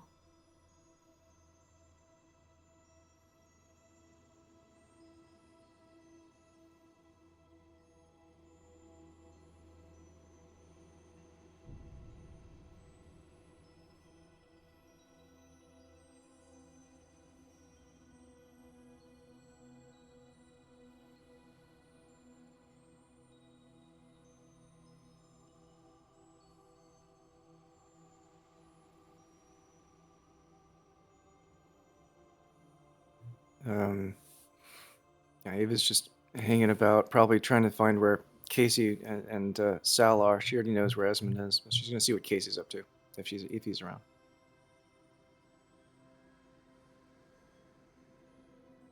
Casey's probably fine trying to find Esmond. Oh. Yeah, she goes on looking around with you, just trying to search high and low, room to room, until finally she just tells you he's on the roof. I thought for sure he would be in the bathroom.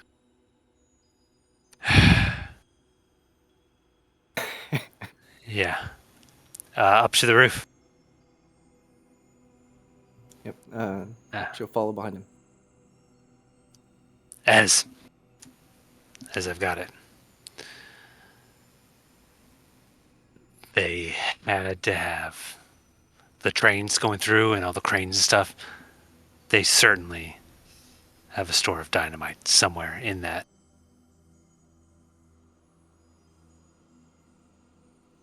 Sorry, can you repeat that last bit? Yeah, try to focus. This is important. There's certainly a stash of dynamite somewhere in that train station area. Like Muirwood, I mean, surely they did mining in and around here. We gotta find it. Esmond is still covered in undead gunk. He's the last person to shower. He's been up here this whole time.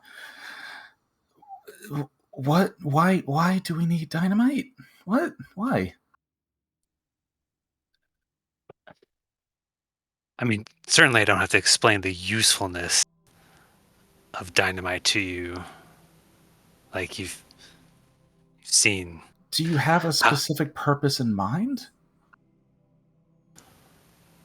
Well, I mean, not at the moment, but just the different ways in which it's useful. There's no reason to just leave it here in this town. There's no guarantee that there's any in town in the first place. Well, I mean, there probably certainly is. I mean, I saw some of the zombies kind of look like dwarves, so it's there's got to be a stash of dynamite. I mean, we can look, but I feel like we should try and keep an eye out for anyone that is approaching this tavern. You're right. If they know the town, they might know where the dynamite is, so we can ask them when they arrive. Yeah, that's what I was following you around for. We gotta. I don't know how many people are gonna show up. But you're gonna have to talk to. Oh my. Yeah. You're gonna have to probably talk to him, Casey, when they like show up or something. Oh yeah, no problem. Okay, cool. I'm gonna sneak back away now. She starts to ninja step backwards.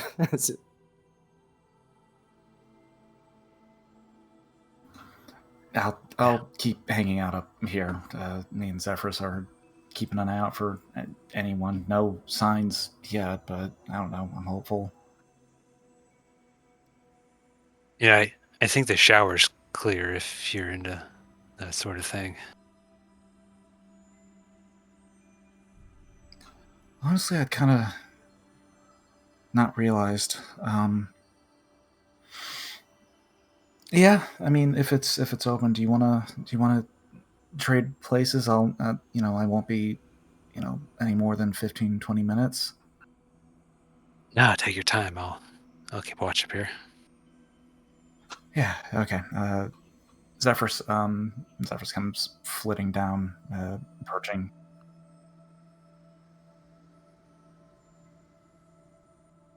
Oh, I didn't know if he was in the area or not. Then no, yeah. Before Esmond heads down, Zephyrus is flitting around somewhere, just looking. And by trying to lead people back if he can find them, just keep an eye out for him. If he comes back, he can communicate with me. If he comes back, I'm not back yet. Just come find me. I won't be long.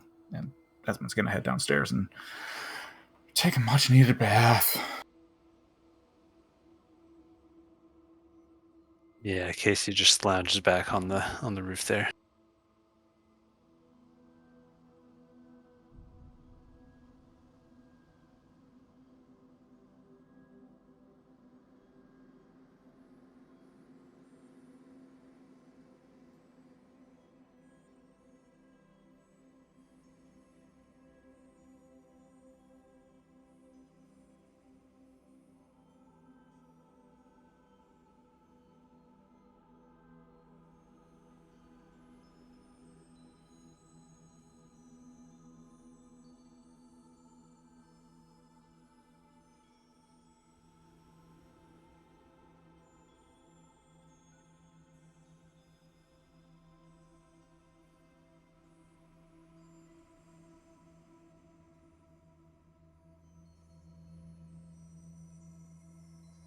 body and whoever else is with him leads them over to where she remembered seeing the one with the Stein arm patch.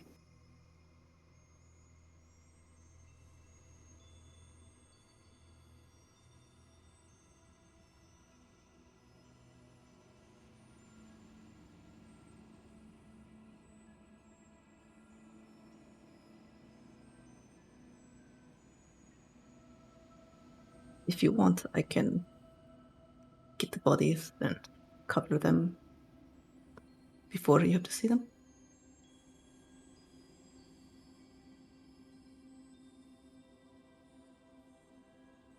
Why don't you take a seat on one of those ruins, and I'll get them into a place where they can be burnt more easily.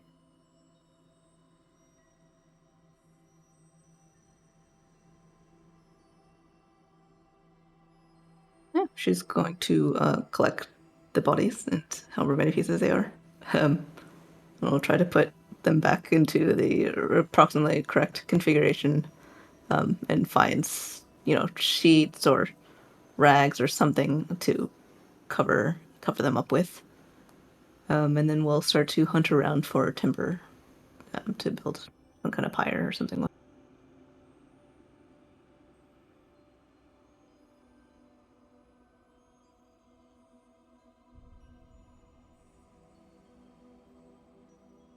Oh yeah, there were all the boxes and the lumber.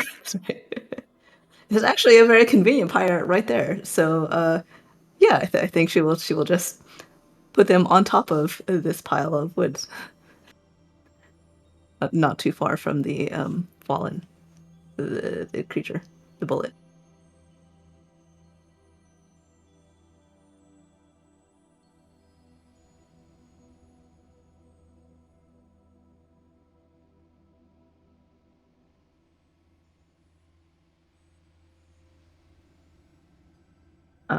Once she's gathered up the bodies, and it's just the two of them.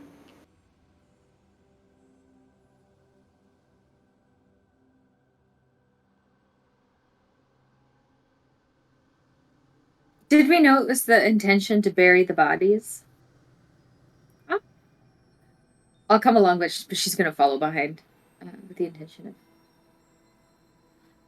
I'll say a little prayer for you.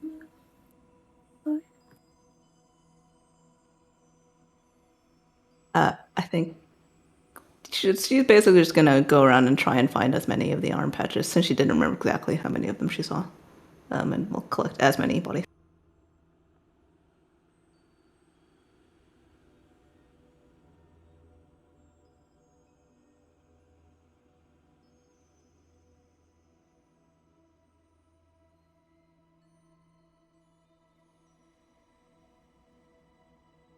Out the patches from the jackets and put them in one of her pockets for now, for the moment. And I presume they've probably been searched already. That's where all of the items and whatnot came from. So she'll bundle them onto the pyre, and then pull out the scimitar that for some reason she feels like she remembers Cypher giving her, but she doesn't. She also remembers just finding it on the ground. She's not really sure. Anyway,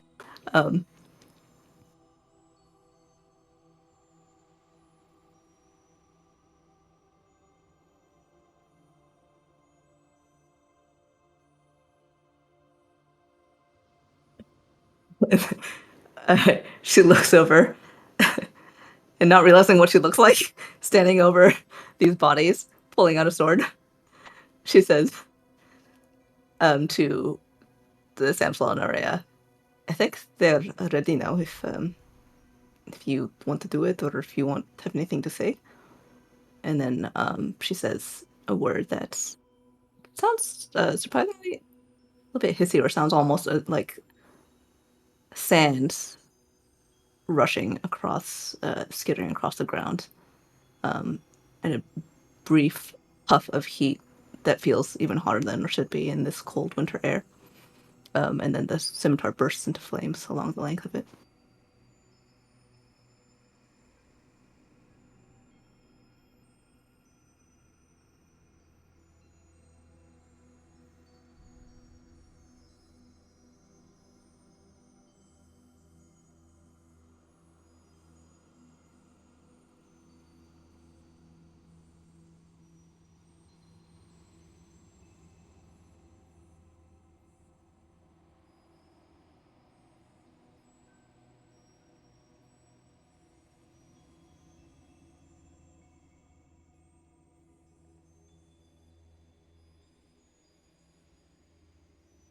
Thank you for thinking to help. That's all. And that's a good thing, I think. Even if it proved too strong. Because most of the time I find if it's not us, then who?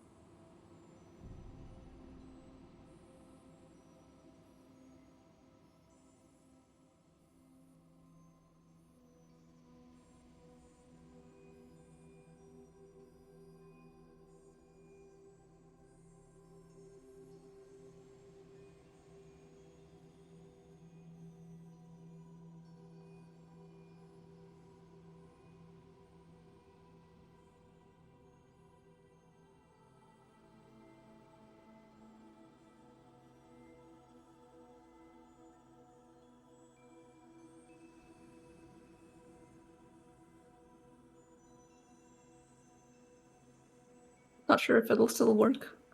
If it's out of her hand, but she offers the scimitar to Samsel.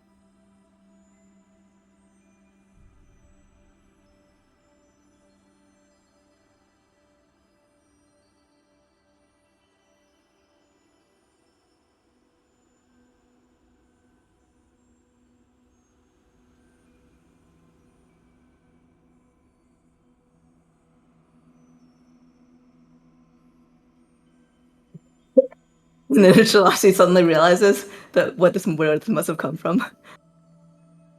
And gets this 1,000-yard stare from him.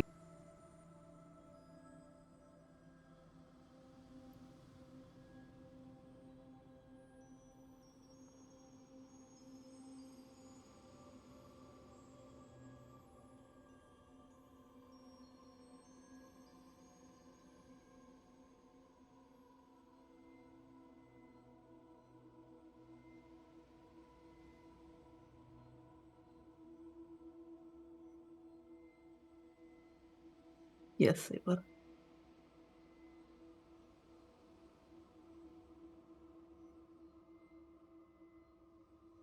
Yep. It wasn't them, so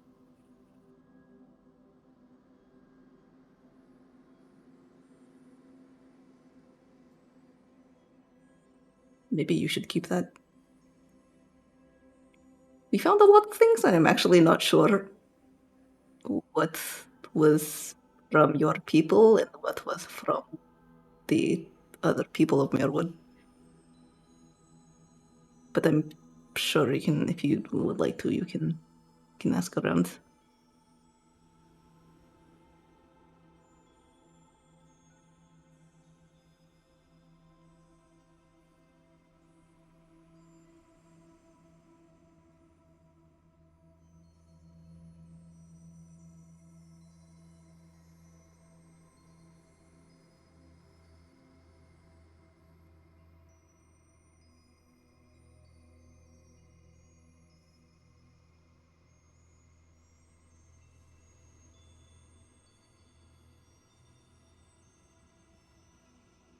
Please take. If you take the sword, you can at least carry that torch onward. And she digs in her pocket and finds another jewelry item that she had found and sort of pocketed, forgot about for a minute. Holds out the ring to her as well. I don't know if this came from your friends as well, but here I don't think I will be able to use this very well.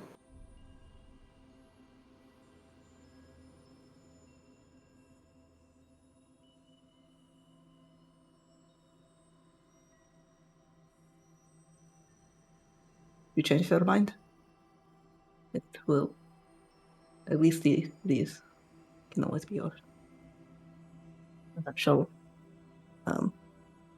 stand there for a bit. She'll take the scimitar back, let the fire wink out, resheaths it, puts the ring back into her pocket.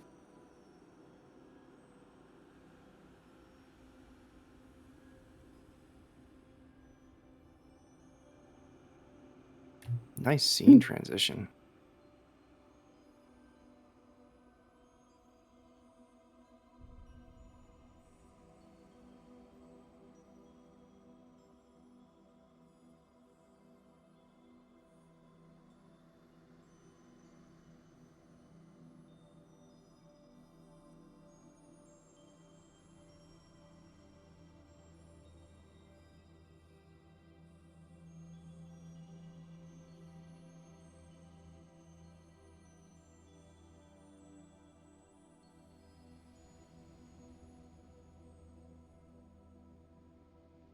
I mean, You still have something.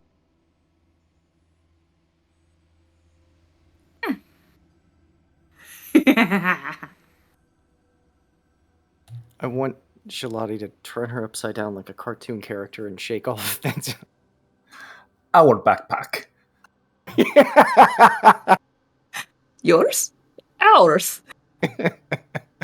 We live in communist East Poland. Oh, exactly. I was just gonna say. So the way we do it in ships, and might be different from the way you've done it with your crew before. Share alike.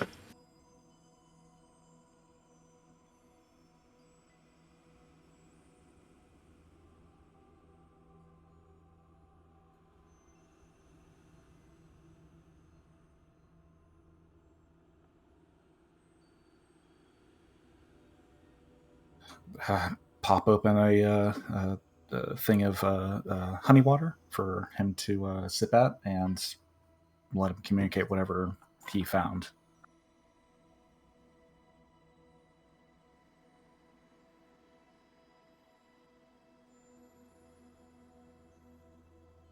How far out estimate?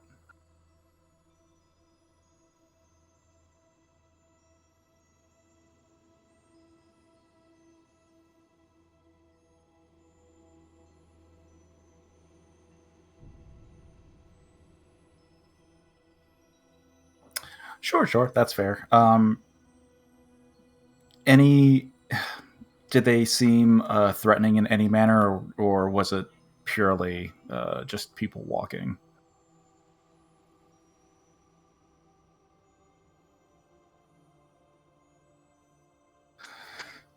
Good job, buddy. Tap O on the shoulder. Look alive. We've got a group arriving in, I don't know, maybe 30-ish minutes, probably less. Just enough time for a drink. We'll need you up front. Someone should make a good impression. You or Peach. Probably both, honestly. Ooh, Sal would actually be helpful too. Don't put me or Ava up front, please. Heard that. You agree, though? Somebody say Peach? Doc's been doing great. No, well, Yeah. Let's find everyone else. Let's get everyone together. Get ready to meet folks and heal them as best as we can if anyone needs help. yeah. And maybe you should wash up.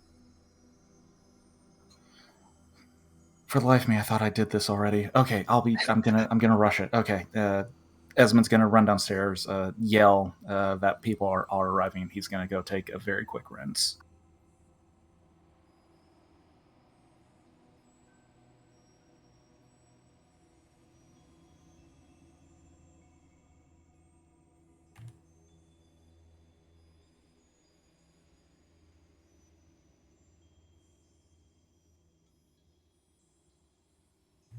Sal, it's time to look heroic. Well, I spent over 2 hours getting ready. He's gonna look immaculate. Oh, can't wait.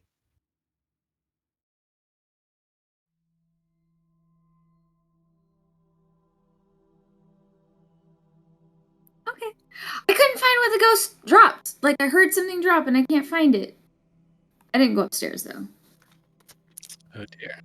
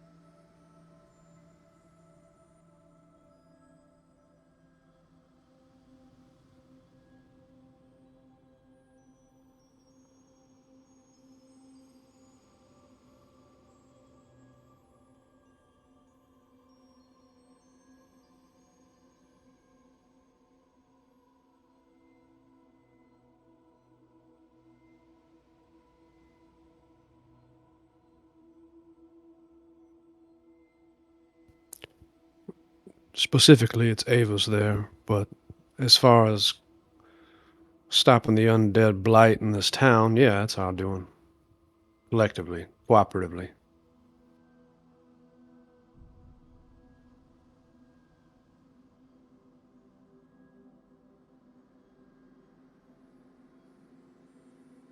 As far as we know.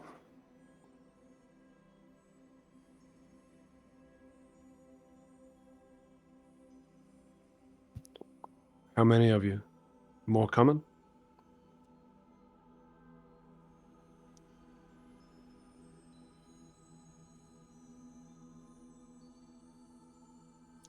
Casey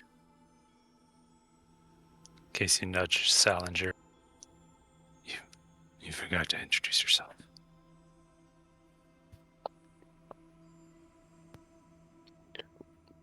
He holds out a hand, straightens his posture, puffs out his chest a little bit, and tries to look the part. Name's Salinger Morel. In these times, sometimes we forget pleasantries. It's good to meet you.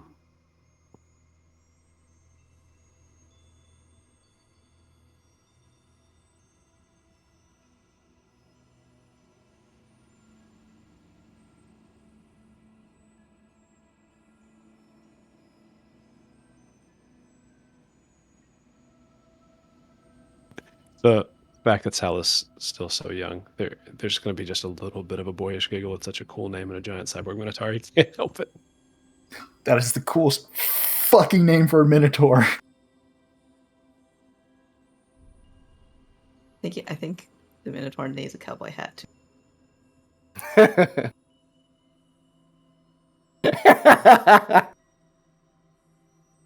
Right between the horns. Yes, please.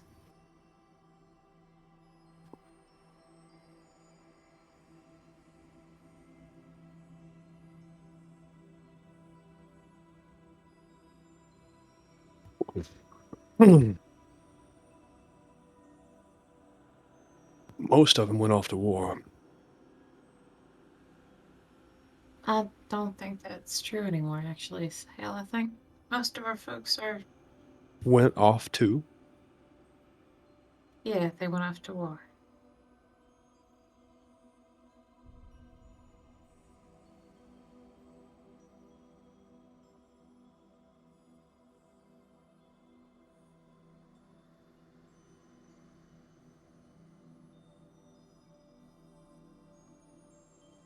Biggs Bramblehorn. Okay, he straightens up. A tumbleweed rolls by. Speak to Orthocles Feldspar Calcio. Don't worry yourself about where our parents are.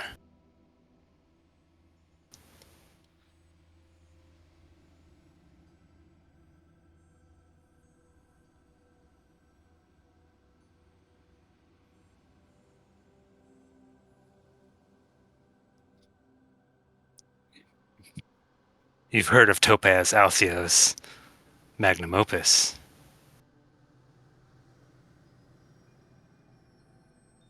Of course you have it. Yes, he is blood of mine.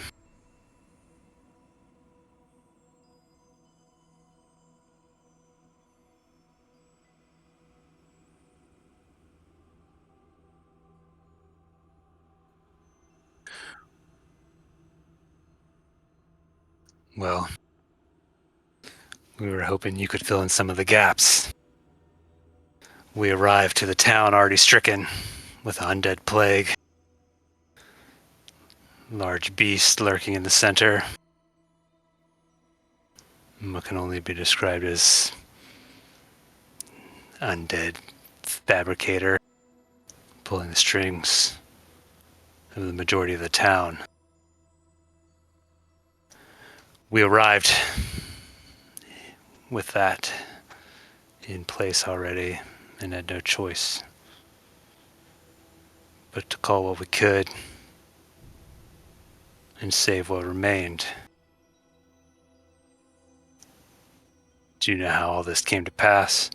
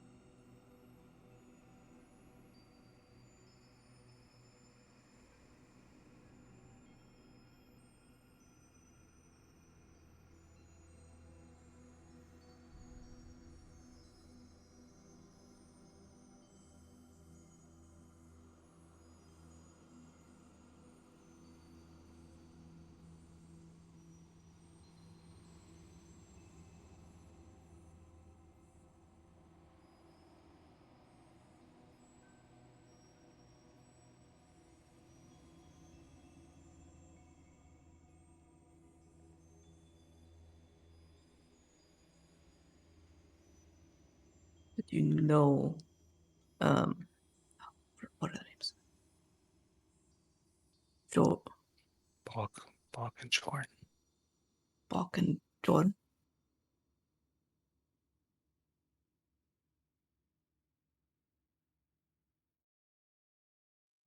They and the some of their group as well. How many people was it?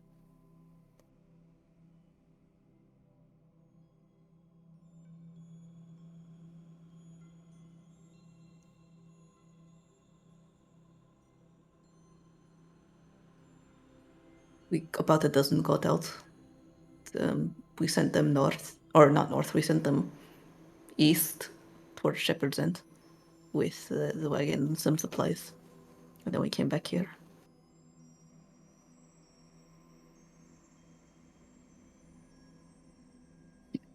We have one dinghy. Ships foundered. We've had many strange things happening in Shepherd's End, where we are from. We came here to try and see if we could find answers or communication or something. We knew that there was an issue with the beasts, but we didn't know how bad it had gotten with the undead.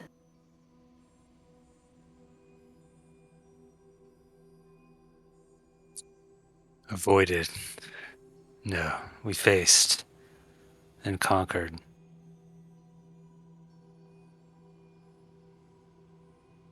About 20% of the village remains. I can't actually remember how many survived, but it was small.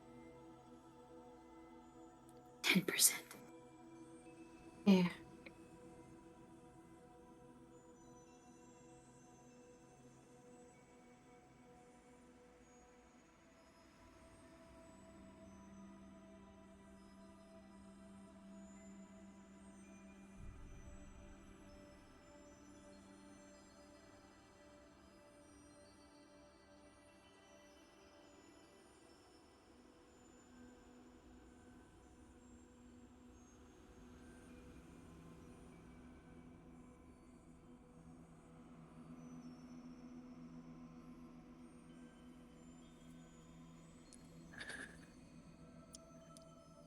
You give your people too little credit.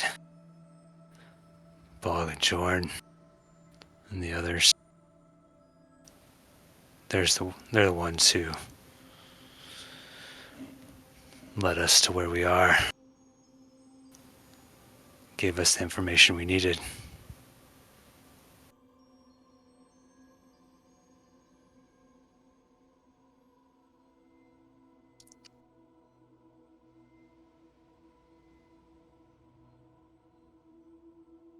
Oh!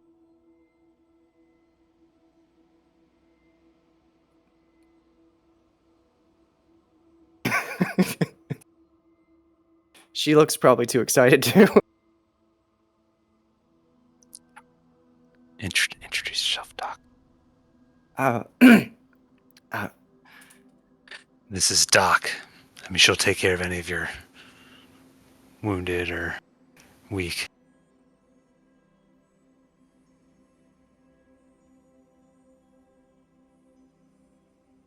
I didn't hear what you said, Chris. Oh, okay. And yeah. Go ahead.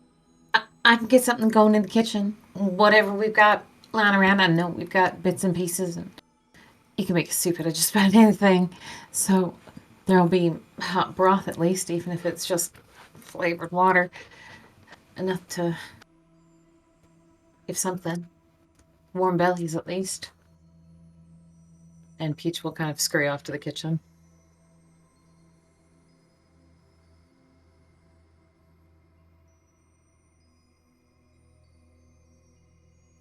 Doc, we can set up sort of an area for anybody who's injured just in the main tavern area, and we can seat everybody.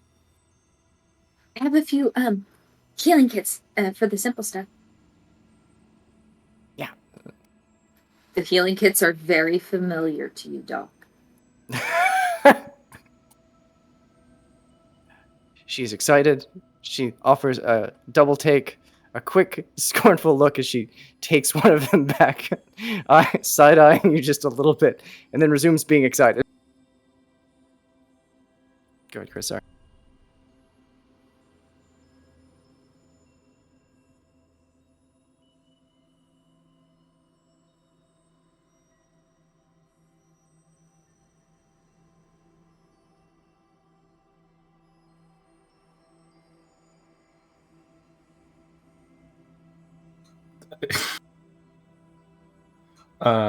Seeing that, Esmond will just telepathically communicate to him, please don't lick the eye.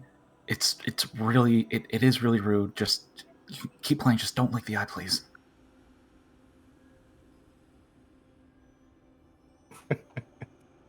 Maybe after you get to know each other better, just not immediately.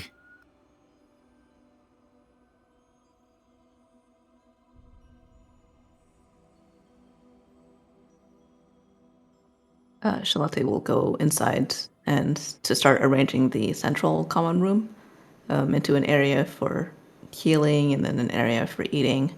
We'll set up like a little area for sort of a buffet bar for whatever Peach brings out. Esmond will actually approach the Minotaur. Briggs, what was it? Briggs Bramble, one more time? Bramblehorn! Yeah. Esmond will approach Briggs Bramblehorn. Excuse me, sir. Hi. My name is Esmond. I'm a clockwright myself, actually. If you or anyone else with any prosthetics needs to be looked at, I'm more than happy to assist if you need anything.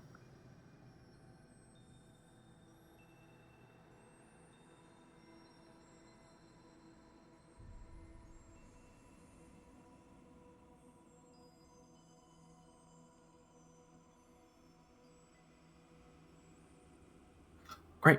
We'll go find a space in the tavern, and I'll get you situated. And Esmond will lead the way.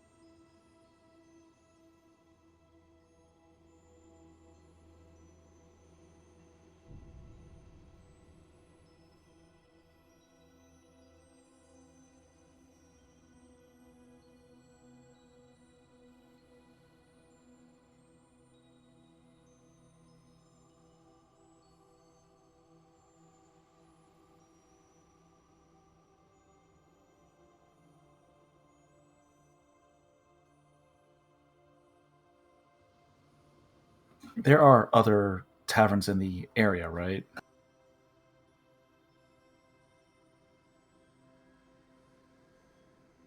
Esmond, as more people arrive, Esmond will kind of help to designate certain taverns for like specific people, like if family members want to stay together, if there are elderly, sick, anyone that's injured, like designating people into certain taverns to try and break up the tasks of who needs to go where and like what takes priority.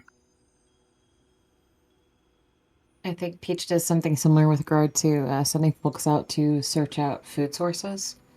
You know, there may be stores here at this tavern, but also any other place, residences nearby, businesses, any stash that people have to make it a collective pool in the group kitchen. And then she'd also happily employ any able-bodied young folks, maybe like kids, right? You know, like 9, 10-year-olds, you know, help me cut the vegetables, etc., keeping them distracted and out of people's way.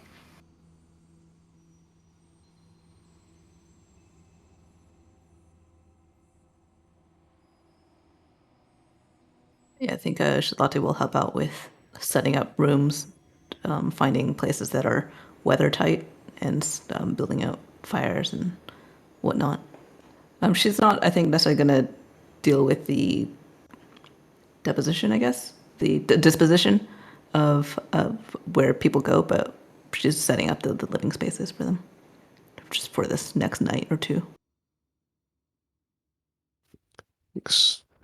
Sal will be playing greeting committee, collecting names, connecting them to the faces, trying to get to know as many people as he can so that we can communicate with them.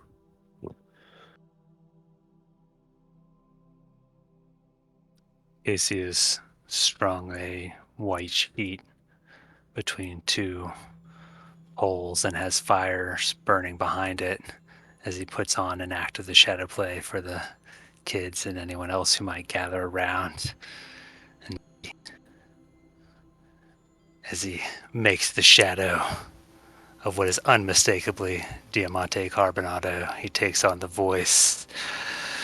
Thresh-knock, my dear ogre.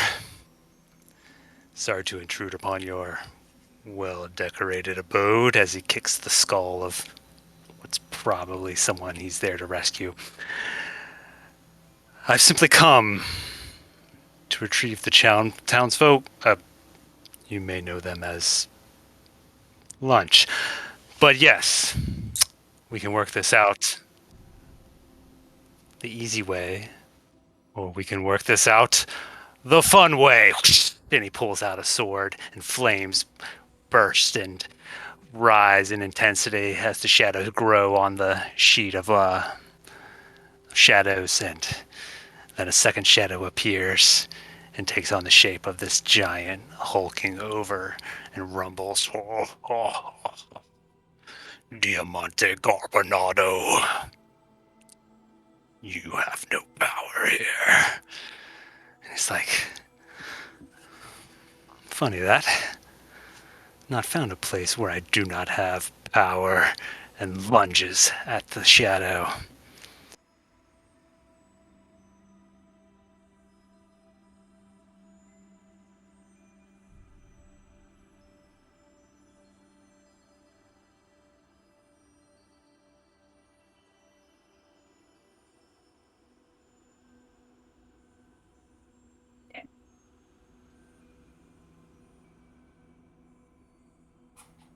Yeah, Ava moves about the sort of large room.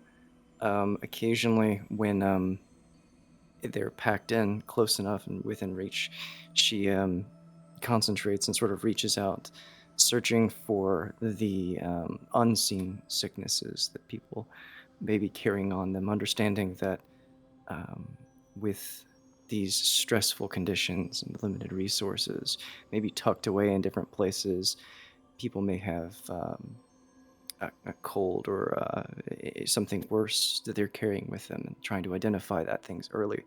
And she does that just as she goes along and is sort of bandaging and helping to heal up the ones who are the most afflicted, and then just giving quick patchwork and offering something that she had learned, where even the people who just have scratches and bruises, the things that would more than likely heal on their own, using some of the items from the healing kits to give a sense of an extra level of care that she understands is completely unnecessary, but has the effect typically of making the patient feel as though they're going to be, just psychologically a little bit better off. Okay. Medicine. That's my best thing. As it should be.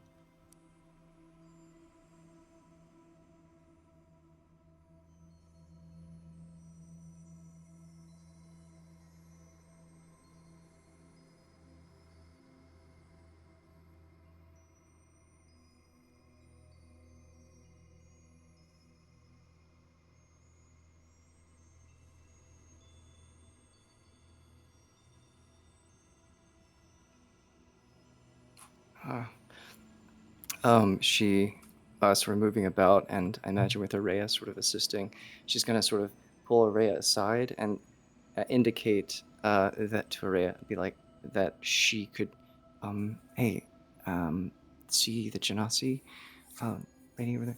She could definitely use a little of your purifying touch, I think. Indeed.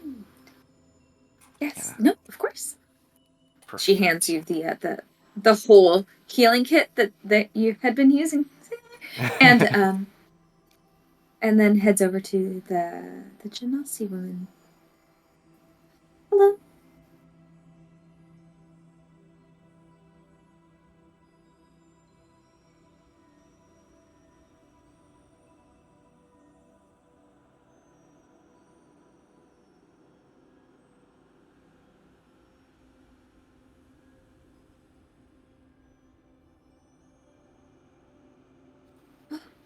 would it be okay if I took a look at that? I think we've seen some of this before, and actually we know how to help.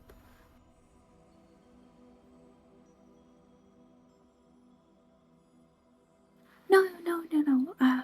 You've been through a lot here. And she like gently grabs at her elbow and then starts to pull gently her hands towards her. Oh.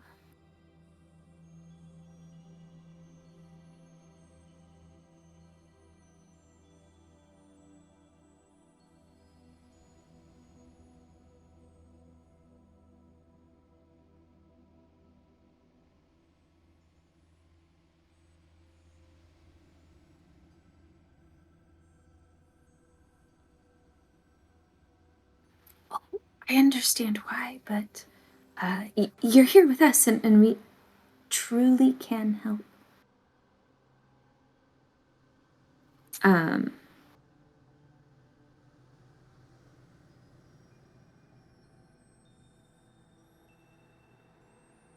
uh, Inwardly, she turns out of character. She's gonna cast Lesser Restoration. But in character, she sort of turns the lady's hand over and begins to run her hands along it, murmuring the small bits of spell word necessary. And just a pale, gentle light, radiant in quality, begins to illuminate this small corner between her and the woman.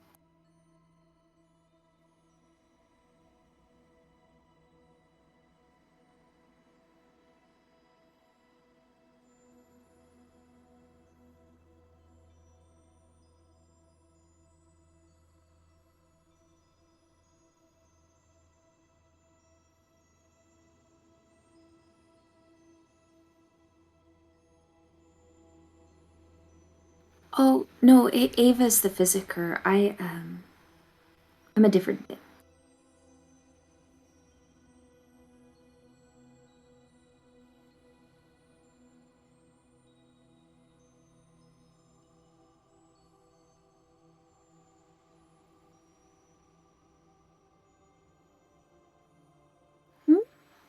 Yeah.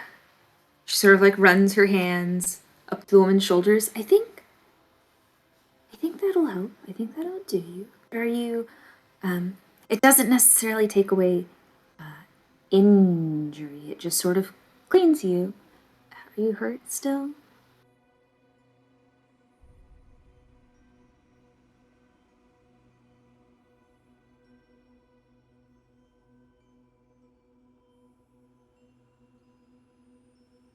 Oh, I'm glad.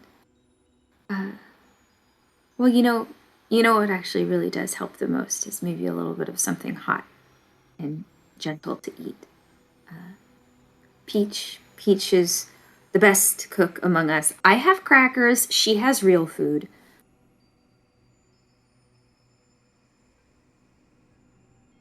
And she'll take the woman's elbow. Rhea spends a lot of time around old ladies, so her demeanor is very like at the pace of an older person, as she gently leads the lady to the kitchen area.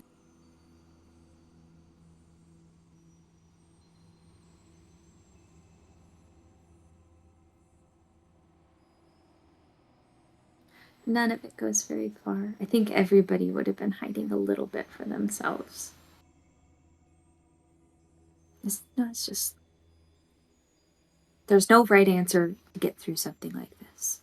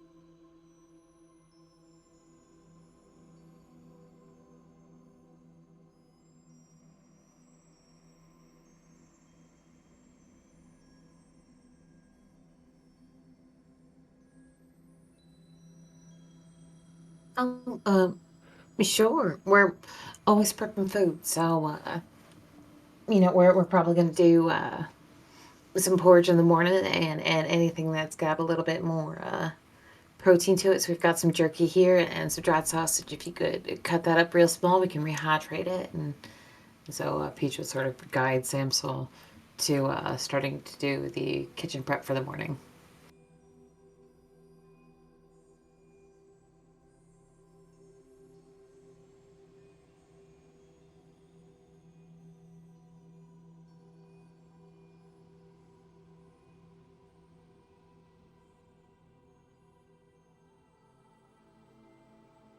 Yeah, of course. Samsel, honey, do you just want to have a cup of Hakeem and talk for a minute? Because we can just talk if you want. All right. Yeah, no worries. We do need to have some Hakeem brew. Why don't you get a cup going? Make it whatever way you make it where you're from. Oh, it's a hot beverage you have in the morning. You can mix it with whatever you like, but some people just like it straight. But it's a little bitter.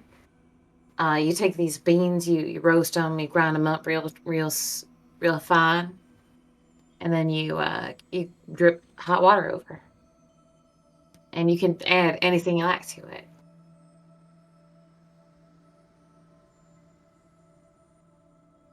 Yeah, Peach lets her leave, but thinks, I'm gonna fix that later.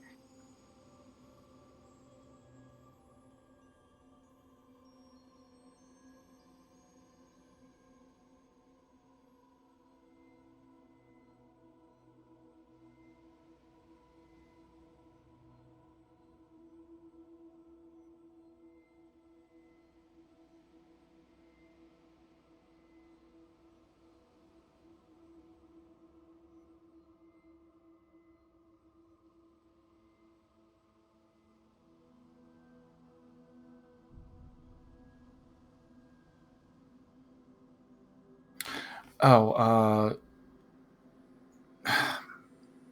Esmond probably would have just taken him to the room that he took for himself to study in, and just would have the that day that he came in, just would have spent, I don't know how long would have been necessary, but just would have taken the time needed to tinker with and fix up his prosthetic.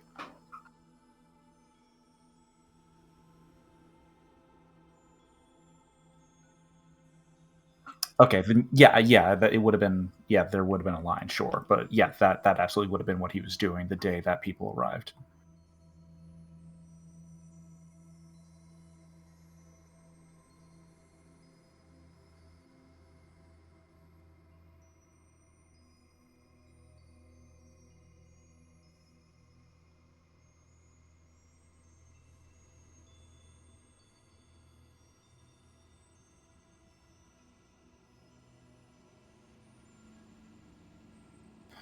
Yeah, that tracks.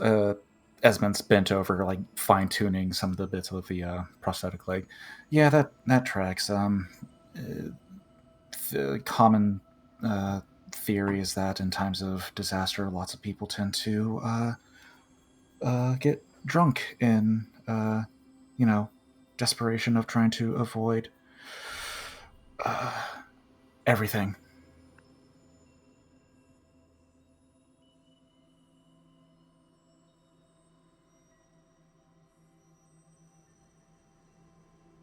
Oh God, that. I mean, but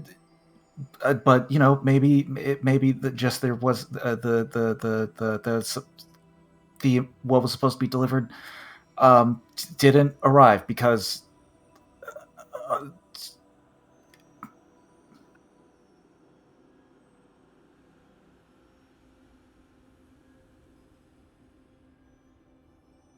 nope, I don't. I'm sorry.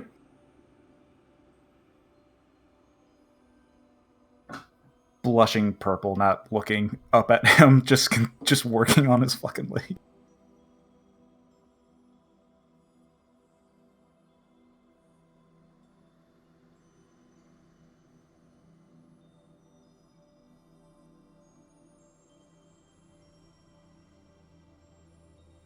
Oh, yes, thank you. My parents trained me. We're from Shepherd's End. Uh, uh, I was adopted by my parents and kind of picked up the trade after them.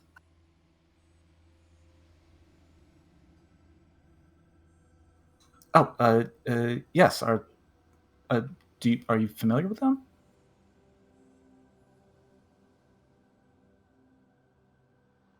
Oh, uh, yes.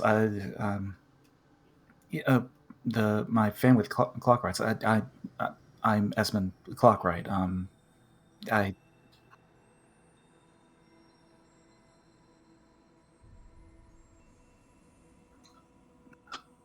I'm sorry. Do you wait? How do you know of me?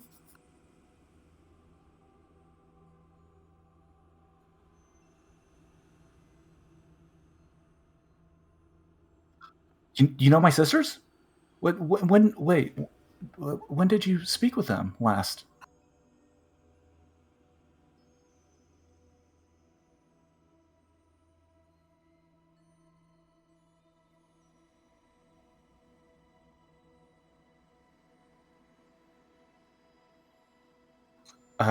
Yes, yes. I grew up eventually. How did you come to meet my parents, or have you traveled to Shepherd's Inn previously?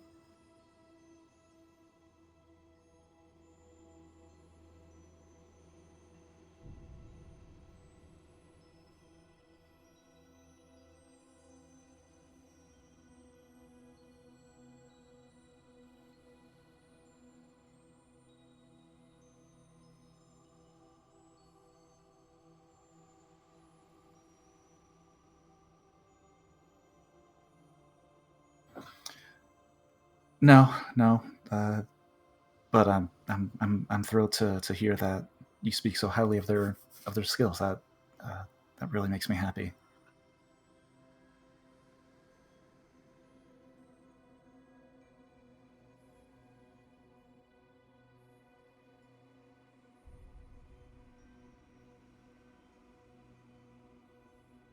Oh, I mean, Tick and Talk left for the war front months ago. Yes, sir. Our town suffered 6 7 months ago now, when everything everywhere went to hell.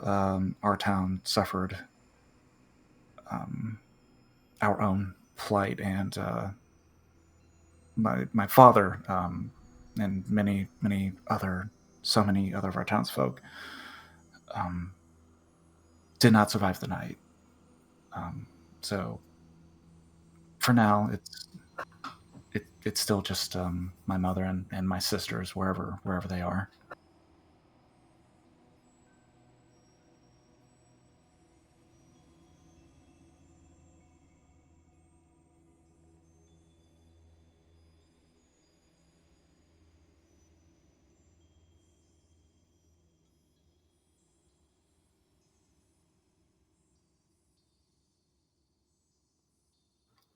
Th- thank you, sir.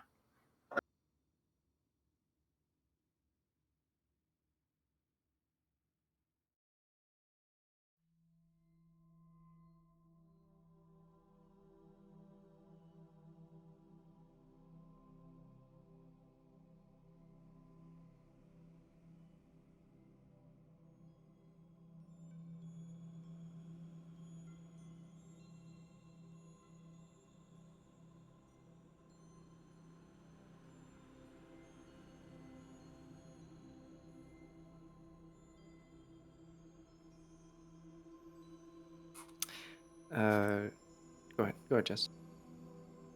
Does it matter for you?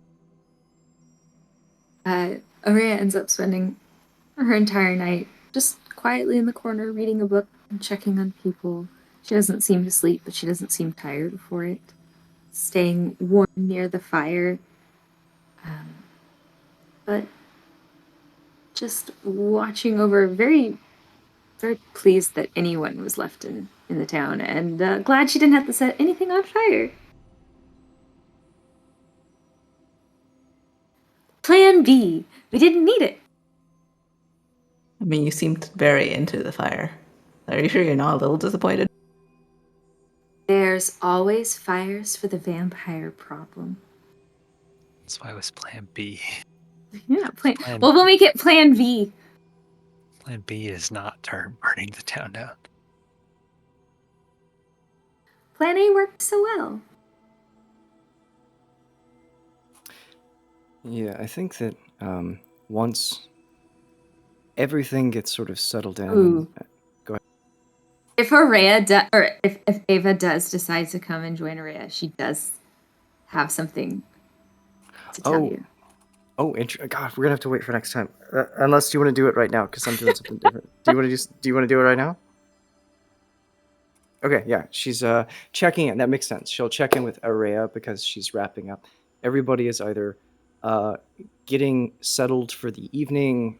They seem fed. Looks like all the health things are done. So, doing one last sort of bit of rounds, she sort of checks in with Araya just for a second. She comes by. It's like, hey. You know, Ava, do you like the diadem that you wear? Is it okay now, or? What, this thing? Yeah, I mean, my ring, I was concerned, but it's come in handy, and I don't mind it so much. But well, you wear a mask and you hear and see so much. I was just, do you mind it anymore? Yeah. I do. I still don't like it, but You don't? You would No. if you could set it away, you would, right? No. I don't like it. I wished that I didn't have to wear it, but whatever is happening, it lets me do things I otherwise couldn't, and those things have been important, so it doesn't matter that I don't like it. Right now, it's something I have to use. Well, so I read a lot, and I've been trying. I feel like I've grown a bit stronger, and if you wanted to set it aside, I could help you now. Oh, yeah, I may at some point, but, yeah, it's actually, I appreciate it, and Yeah. I will hopefully be a time soon that I can take you up on that, so, but, yeah, just right now, it's just kinda something that I have to stay with, so, but thank you. Right. No. Yeah. I just I think of all of us that you suffer the most, and so I thought maybe. No, it's fine. It's also, I mean, I don't want to say it's not, it's not that bad overall. You get, Yeah. you get used to it, and with the Yeah. mask, Right. and It's yeah, a dark thing, but so long as no one steals it from you, you're fine, right? Like. yeah, I guess so. Yeah, I was about to go check on some stuff, but are you? I think everyone's settled in. Can you like hold down the fort, Yes. so to speak? Absolutely. Nice. Okay. Yeah. Cool. All right. Well, yeah. Thank you again, and yeah, hopefully, I'll see you soon. Be right back. We're Bye. able to see. Yeah. Good night. She awkwardly kind of like sort of leaves, waves. And then Ava sort of makes her way out of the tavern area and into sort of the streets, and notes all of the lights on and sort of the small sounds of people sort of rummaging insides, and she just starts to walk back towards the center of town, sort of a little bit aimlessly almost. Just kind of taking in, letting the sounds of everything sort of fade. And what Araya has spoken to her about sort of stays with her as she keeps walking. At first, it's just to sort of get fresh air, and some part of her understands that that's what she's doing. But she picks up very quickly all of the sense of the death and blood, all of the mess that's created from the carnage of the battle, sort of all around her. It's in the wind, and she tries to sort of block it out and wants to put her mask back on, but won't let herself as she just sort of keeps wandering. And eventually she finds herself back at that sort of square and sort of looks around at everything, at the giant carcass, the small the small burning embers that have likely burned down from where the bodies were burned a little earlier. And looking around the street, she just kind of takes it all in, and then finds her way into one of the nearby sort of buildings, and just goes inside to one of the rooms and closes the door to be alone, and then takes a very deep breath and screams as loud as she possibly can. Then, taking a few breaths afterwards, she collects herself, takes a deep breath, exits the room, and walks back out onto the streets.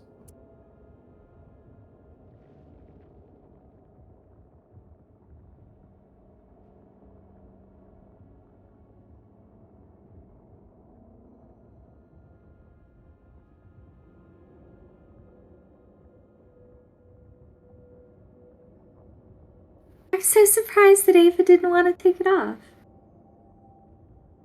Yeah, Yeah, that was very interesting. for the longest time, it's been something that's been important to her, but recognizing just in this town the instances in which she would have not been able to help, she wouldn't have been able to see as far. When she had cast the spell, she wouldn't have been able to see in the darkness beneath it, and in all those instances, it was this curse that allowed her to be able to help in those conditions. So it was the experience that she just had. Well, well, well. I dig it. Very interesting character moment, though. Very good. Well done. Thanks.